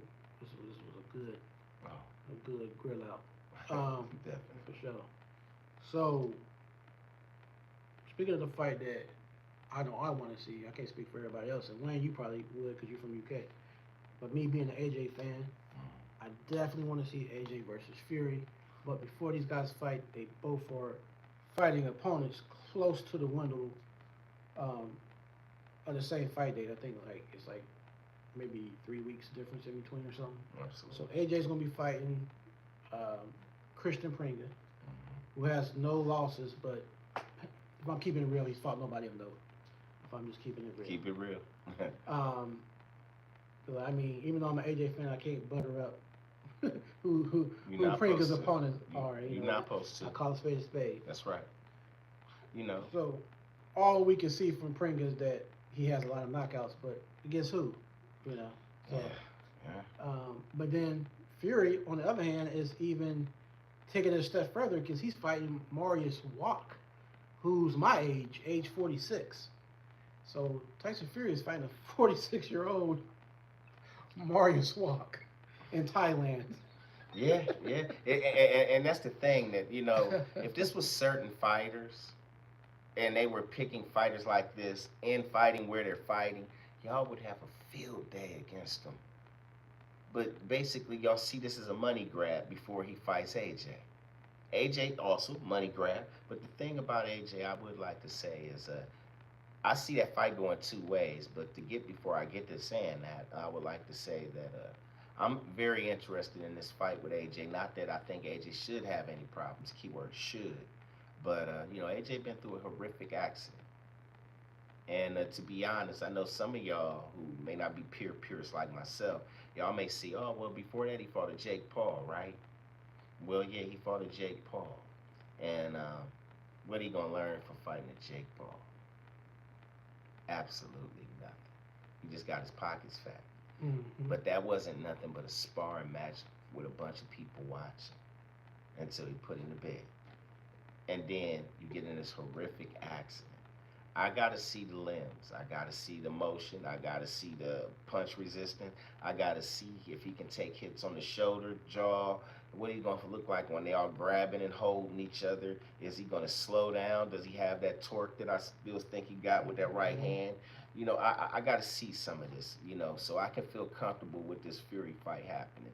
So I'm highly interested in the AJ fight for the simple fact I want to see that he physically has everything still flowing and going for him, and I do hope that he does because I want to also see Tyson Fury fight AJ. I think that the fight is only going to go two ways. It's going to be Tyson Fury by controversial decision or AJ by eighth or ninth round knockout. I love that. That's That, really what I see. yeah. I'm gonna be all the way honest with y'all.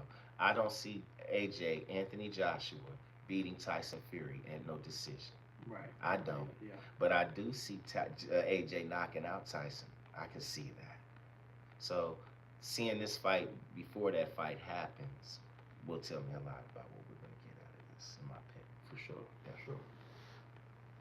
And Wayne, we're gonna get right back to AJ and Fury, but you were talking about Canelo. You said he's never been dropped, which he hasn't.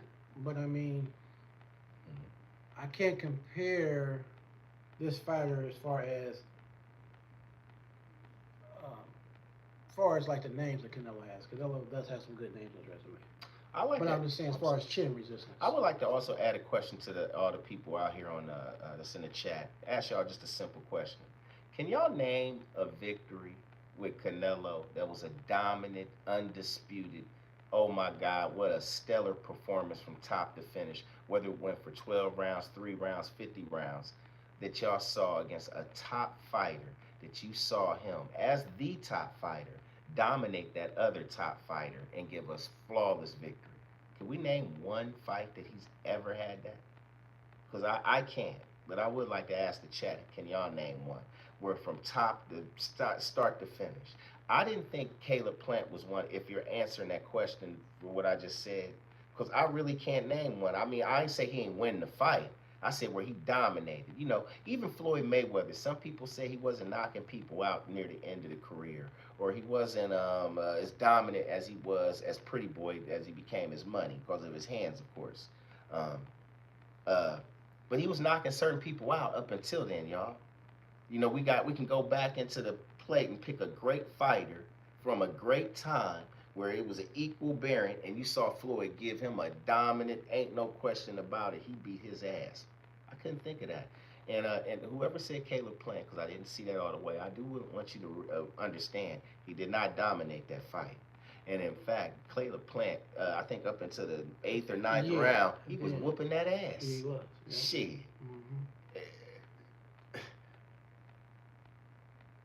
He pulled it off, but he was getting it tapped on a lot, man. He was getting tapped on. Just saying, just saying. I'm gonna read some more of these comments. Oh, absolutely.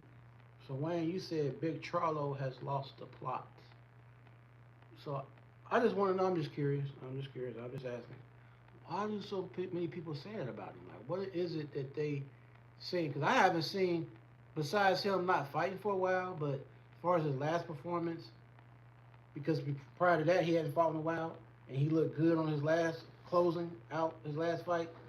When he fought, I think it was LaManna or somebody like that. Jose Benavidez Jr. And then he fought LaManna, right? Yes. Yeah, so it's like, Charlo, I don't understand why people just feel like he lost a plotter. He's just this guy out here that's in a ship about to sink. It's like, come on, y'all. Like, I don't get it. I mean, what is it that y'all seen in him, or that y'all seen to make y'all even think that? Because he hasn't had performances where it's like a Tafime where he's losing here and and the next time he looks really good, he's shining. And he hasn't lost. So I don't understand, where is all this coming from? I just want to know. I would also like to iterate on that. Not only that, but what have y'all seen in his? I mean, do y'all see the skill level in that jab and that 1-2, the beautiful footwork, the similarities that he has to Tommy Hearns when he throws that 1-2? The reasons he's undefeated in the first place. The reasons why you'll see a guy like me saying I would like to see him fight Canelo. For everything that y'all may assume that he's not, that dude's skill level is there. He didn't take away from boxing because he got in trouble. He didn't leave boxing because he was just a troublemaking, drunk or a person blowing up. He was a man who wanted to be in his children's life because he left his wife. He left his wife behind some situation I'm not going to speak on. and he wanted to get the family right as opposed to just continuing his career and seeing his children suffer. And because of that, if you love me, you may understand, and if you hate me, you may not understand. And I get it on both ends. But everybody in life has certain things taking place in their life that's obsolete from a sport or a craft that they have excelled in. And when that happens, people make decisions. And some of those decisions may not be what I want because I might want to see this fighter fight this guy or fight that guy. But this might guy be having some higher power taking place in his life. Personal, far be it from any of us that we all go through. We all got going on in our lives where we have to make decisions for the betterment of our family. They may cut off other people who love and want to support us that we can't be there for right now, or who may not understand why I didn't do this instead of that, or that instead of this. So I hope sometimes y'all remember that we are all human, and some of these stuff that, I wanted to see Charlo fight too, just like some of y'all. I wanted to see him fight these 2 or 3 years where you haven't seen much of him. But I also respect that man, unfortunately, he went through something that I don't understand because I don't know his life nor him enough to know or give a damn about that. I want to see him fight Canelo, or I want to see him fight Benavidez or Caleb Plant or one of them. And because I can't, I'm just gonna say F him, fuck him, he ain't shit, he this, that, he won't even fight. Oh, he's with PBC or he's with Top Rank or whoever he with. And we're just gonna ridicule the human being and not forget some of those great things that made us even pay attention to him in the first place. Hmm. And let's just look at Charlo, the boxer. Forget what outfit he's with. Forget if he is PBC, which we know he is, but forget if he's PBC. Say he's Top Rank, Matchroom, Golden Boy, Salida Productions, one of the smaller. Let's just look at Charlo as who he is. So we got Jamal Charlo, 34 wins, because I want to put a little context on top of that. 34 wins, 23 by knockout, no losses, no draws, right? With a 67% knockout ratio. He beat Thomas LaManna by TKO in 2025. In 2023, Jose Benavidez Jr., he won by unanimous decision. 2021, unanimous decision over Juan Montel. 2020, Suri Dirinchenko, unanimous decision. Do you see the pattern here? If it's not a TKO, a stoppage, it's a unanimous decision. He hasn't had really close fights where it's like a split decision or a draw. This man has been clean cut, beating these guys. So what is it about him that makes people allude to the fact that he's lost a plot or he's just fallen off? Please explain this. And just a little small tidbit to add on to what he just said is when you've seen him in fights where some of what he just brought up that you've seen that you like, man, why didn't I see that same little dominant this and that? Don't forget, coming off a layoff. Not a guy that's been in the ring and then 4 to 5 months later he's in the ring again and you see these inaccurate performances or inconsistent performances. No, this guy might have been off a year and a half, 2 years almost, and now he gets back in the ring and you may see a performance that's not up to the level that you assumed or typically thought you would see from him from the past, and that's not right, Pretty much from 2014 all the way up until present, he's either won by stoppage or unanimous decision. So that says a lot within itself. Not no controversial, well, maybe so and so edged it or it could have been a drop. Nah. All the opponents was trash. They really wasn't nothing. Yeah. All the guys he beat are tomato can. Who knows what y'all might say, Yeah, it's crazy. And I want to say, my brothers, I have brothers that are probably on here right now, they're watching. And a lot of them have really good points. And one thing about us as brothers, I don't have to like everything that they think of, but I do respect what they think because I know that they're passionate as I am. We just sometimes have different views of how we look at the landscape of boxing. And that's okay. It's okay. It's nothing wrong with it. I just always want to enlighten them on looking at the human element of this sport for when we make decisions to be rude, disrespectful, or condescending to fighters that get up and walk that aisle and get in that ring and put it on the line, knowing that, we don't really know them. We just want to see a good fight. Or, I like that guy. I expect him to do what he did last fight. Or, a plethora of different purposes and reasons why we see what we do. And I hope that they understand that too when I say some of the things I say. Um, Smack, you said Canelo would knock Laura Smooth out if they fought today. Did he knock him smooth out when they fought in the past? Who won that fight in your opinion? I mean, not with the judges, the eye test that you saw. Who won that fight, Smacky? Did he look like he even hurt Laura in that fight? I mean, anything that you saw in that fight that made you say, man, if they fought today, this would happen instead of that. Just curious. Especially from the first fight.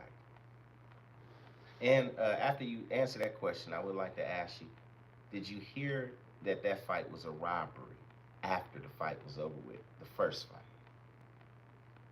I did. They gave him a complete boxing lesson. He took him to school and graduated him with honors. And all they did is they wouldn't give Laura the diploma.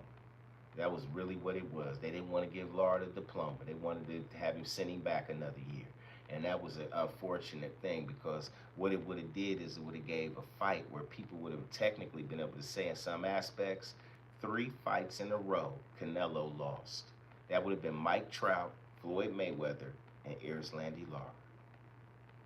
Because Mike Trout, in some aspects, in my eyes, was winning that fight, and they had it like 9-2. With they were showing the live scorecards in that fight, and it was like, what? We all got Trout winning. What is it? It made the fight change because he already up on 2 of the judges, even though the eye test was saying this is a close fight.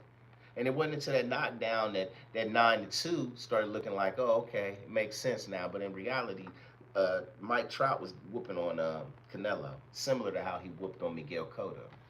Um, you know, but such is life. We're going to go through a few more of these before Absolutely. we close the show. Read some Yeah, more see, they comments. coming with it too. I like that. Abdullah, them boys tuning up without spark plugs and wire. SK, thanks for coming through, man. Yes, You sir. said, sorry I haven't been on as late, Eugene, but through some serious issues, much love to you and all the fighters. Take care of your brain health. It's important as hell. Amen. You said, let me see. Wayne, you said Danny Jacobs was a great performance. You liked that performance with Danny Jacobs? He's talking about the Canelo.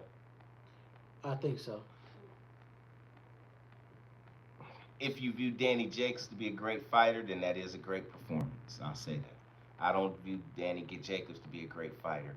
I always thought he was a gatekeeper who overachieved. And yeah, he did more than what he's supposed to do, but he was nothing special to me, just in my opinion. When I think of Danny Jacobs, I only think of one fight, and that's was that with Ruben, Erickson Lubin. Erickson Lubin. That's what I think of Danny for. Other than that, yeah. Abdullah Al Latif, you said Plant was putting that jab in his face All day. all day, man. Yeah, you could tell it was frustrating, Canelo. Canelo likes to have it his way, and if you're a boxer and you're slick, you got movement like that, Exactly. you can get in problems. And that's why he alluded from fighting with fighters who fought like that, especially if they had some form of power, a la Charlo. Mm-hmm. When you give up a 154-pound IBF title, so Charlo can be the champion, so you can go up the middleweight because you don't want to defend it against him. And then he comes up the middleweight, and then you give up the WBC? The WBC middleweight championship so that he could go to 168 because you didn't want to fight him there.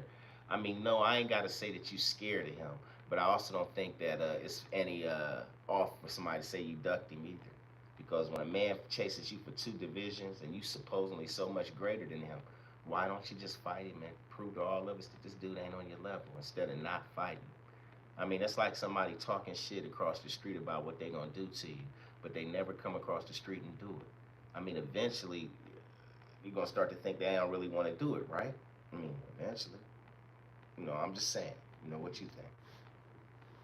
And that's not a knock on Canelo, but that's also not a pat on the back for him either.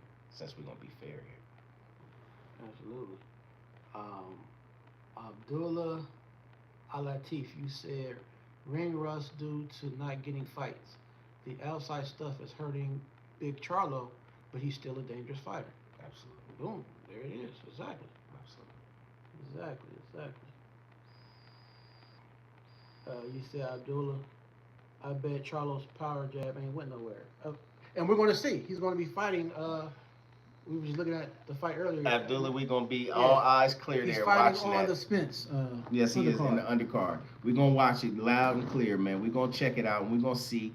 We're gonna also see the resistance of him Cohen. being off. Yeah, Cohen. Yeah, of Cohen. Cohen, and Yep. seeing how he goes off on that fight, because that's going to be an interesting fight in terms of how Charlo's going to put it together, because at least he is fighting a live wire, not necessarily the wire, but this is a good little fight for him, whether y'all know it or not. For y'all know boxing, Cohen ain't no pushover. He just ain't. It's going to be a fairly alright fight for a while it lasts, long as it lasts. As long as it lasts, yeah. Wayne Smout, you said Canelo looks miles past his best. Could lose to a lot of fighters. Absolutely. Yeah, definitely. But we will never see it because he won't get in there to show us. Yeah. At this point, I think once he's seen with Bud, I think after that he's like, you know what, I'm gonna just fight these guys. Just He should have never gave him a challenge, and it's not a knock on Bud. He should that ass whooping was reserved for David. He didn't want to get knocked out. He just wanted to lose a certain way. exactly, because I think if it was David, instead in place of that, yeah. Can you imagine the mental anguish Canelo got to go through, where he can't be at a press conference and throw around that I'm a champion, I'm a this and that. David gonna tell you I don't give a f about that. I'll beat your ass and this and that, and it would turn into an anger drama-filled press conference as opposed to a respectful genre of you're great, I'm great, who's the greatest, like it was with Crawford and him.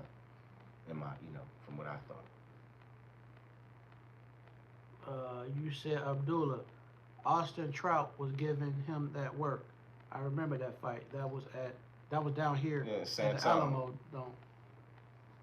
Yes, sir. He was, man. I mean, with how it turned out is how it turned out. But this dude ain't dominated nobody. He ain't never been a dominant win against a dominant fighter just like him, where you got in the ring and said, man, I don't know if Canelo gonna beat him or not, and he whooped that person's ass. I mean, clearly, undisputedly, and we was like, I thought he was gonna lose, Bang. He handled his business. Now Wayne did bring up the name that I thought that you might bring up, Wayne, because it was on my mind too. So we're gonna let Church read that one off. All right.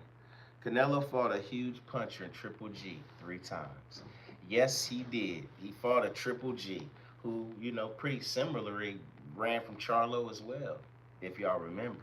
And we got tape to prove it. Right, Abel Sanchez? When you told us, I don't care what happens, I'm never letting my fighter get in the ring with that guy. He's disrespectful. He doesn't just... verbatim. But let's nor here nor there. But I thought Canelo lost the first 2 fights. Did they fight 3 times? Yeah, but remember, the last one happened way. I didn't know they fought 3 times. Yeah, Okay. I'm gonna show you. Wow. Okay. It was That so tells much. you how out of the loop I am with him. It was so much later because everybody was like, "Why do you wait? Why do you wait him out?" Like people were salty. Like, why is he Yeah, fighting because down? I will be honest, just to keep it real, I thought Canelo lost both fights. I thought he lost the first one, and I thought he lost the second Triple G fight. There you have it. So I think that further inclines why I feel the way I feel about him. Last time, Unanimous decision. And like I said, I mean, it's like, dude, you should have fought him years and years before. Yeah, did old Sugar Ray Leonard move. Fight you once and then make you wait years before I get in the ring with you again. Like he did to Tommy and Roberto and Hagler, and he also did it to Aaron Pryor, but he didn't fight Pryor. He did that and pimped him out at the press conference. That was kind of play.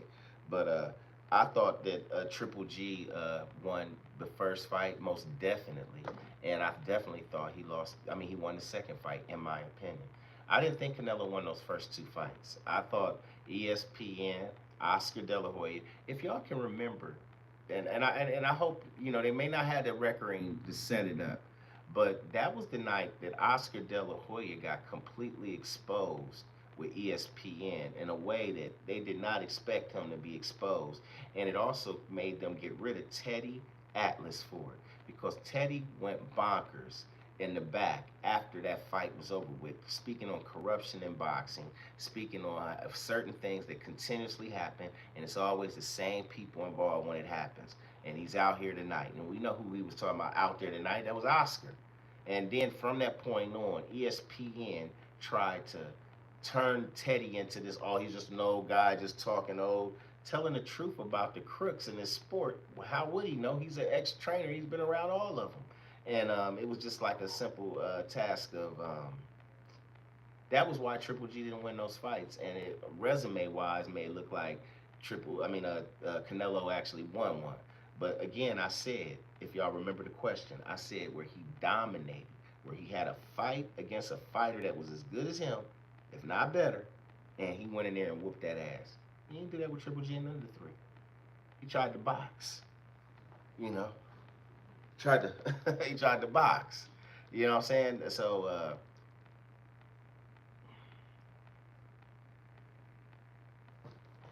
next. Yeah. So I'm gonna sum it up because I didn't really speak on the AJ and Fury thing Please. as he did. So I just want to kind of say that what he said actually made very logical sense, and I was kind of thinking that I had already. My lucky number is 9, so I was like, okay, AJ's gonna stop Fury in 9. I don't see him winning a decision because if it's even close, I just see Fury pulling it off somehow. Um, but I think if AJ's going to win, he's going to have to stop him, knockout or TKO. He's going to have to stop him. Otherwise, he's not going to win a decision. But shout outs to him too because he's been working training with Usyk, and I think that's good for his mental aspect and for his like cardio. You know, Usyk stays ready for 15 rounds pretty much. So I think AJ will be ready for a Fury. You know what I'm saying? When they do fight, Especially coming back from what he just went through. with everything he went through. And one thing about AJ that's a little different than some heavyweights of this era is he does go to the body. He does kind of mix it up. So I think the body assault would be a big key to victory if he's going to beat Fury. He needs to not be like everybody else and headhunt. He needs to go to the body. But I do That think he long needs to speed it torso. up too. Yeah. It's not, don't turn this Yeah. into a thinking man's game. Yeah. It will slow the fight down, and Yeah. you know the rest. You got to fight him. You can't outbox him. You're not going to do that. You got to fight Fury. You got to go in there and fight him. Intensity. Yeah. Definitely. You know. Hey, I would like to ask the chat if I could real quick. Who do y'all feel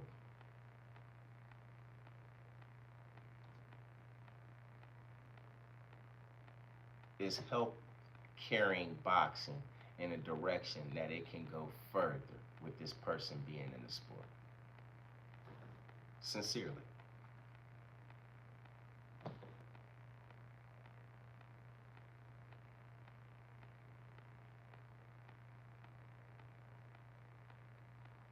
Yeah, Wayne, you agree AJ would definitely win by KO.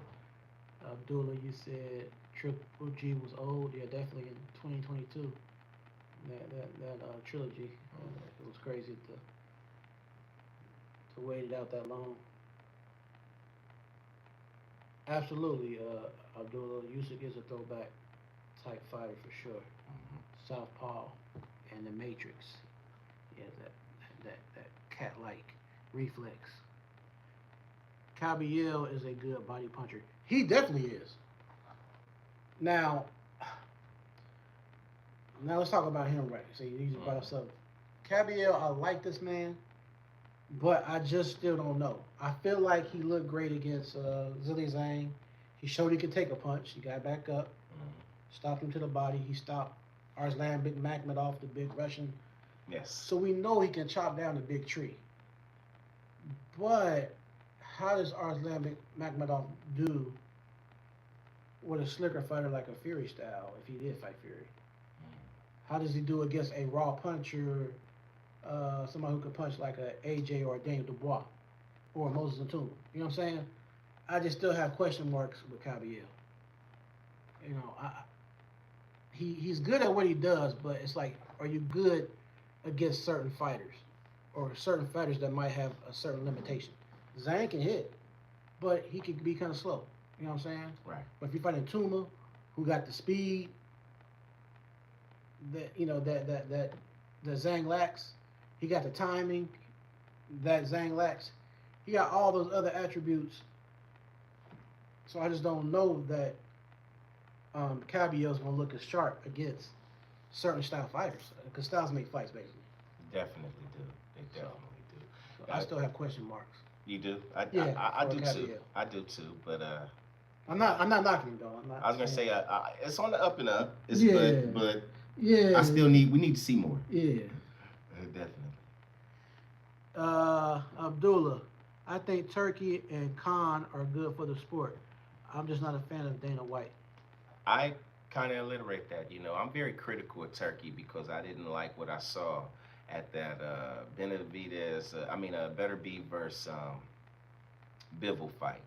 The tactical freedom he had at I don't want to say threatening the judges and all, but we were speaking on that. I didn't like how he was maneuvering there.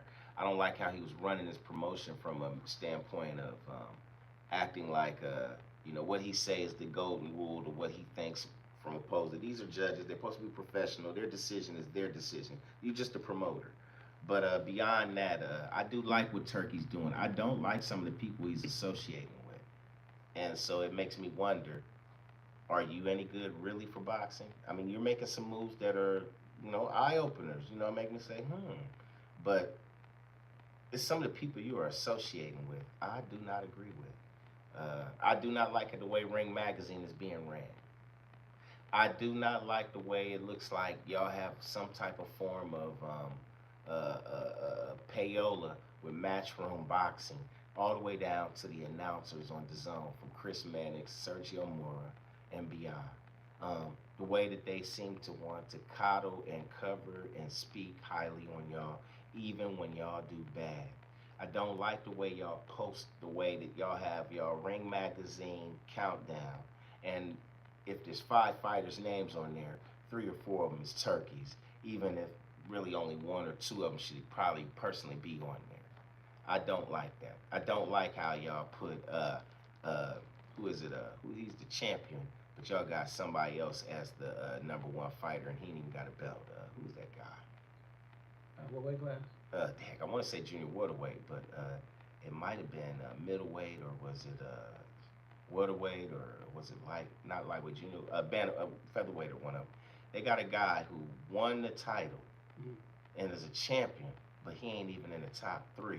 But the guy who I guess I'm sorry, Virgil Ortiz is the #1 middleweight in boxing. Are you kidding me, Ring Magazine? I've been wanting to say that. I'm glad I thought of that again. Virgil Ortiz is the #1 junior middleweight fighter in boxing. Are you kidding me, Ring Magazine?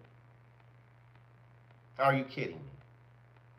He not better than Sebastian Fundora. He not better than who's the other Xander. He not better than Xander in my eyes. He not better than Boots. And more importantly, he ain't even proved it. Granted, we see certain skills on him, but he hasn't even proved it. Where do y'all get this dude being? Has he ever even been a champion yet? I don't think he ever has. Yeah. How is he #1? Ring Magazine. Yeah, those are the things that kind of make me scratch my head about Turkey. It do, man. It really do, because I'm starting to think, man, are you just trying to pick and choose who you want to be look good and who you don't? You know what I mean? It's just crazy to me. Another thing I'd like to ask the crowd: what do y'all think Shakur Stevenson is gonna do, being the WBO, as he is the WBO champion, right? Is he gonna vacate that belt now that he's with Zuffa, because they don't honor or respect any of the organizations? I was curious about that. And what do y'all think of Shakur going to Zuffa Boxing, and the resume and the roster and the supposed big fights that are going to be made over there, though there hasn't even been one made yet? But, when is it supposed to happen? 2027, you think? You know. Do you think him going to Zuffa, do you feel that going over there now has chopped down the potentiality of him making any big fights with some of these people y'all assume? I'm gonna say again, y'all assume that he actually wants.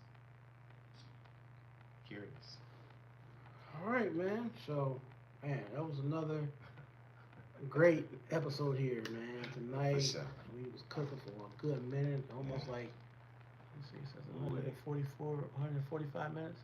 So yeah, we've been on here almost 2.5 hours. So we had a good one in, man, a good session.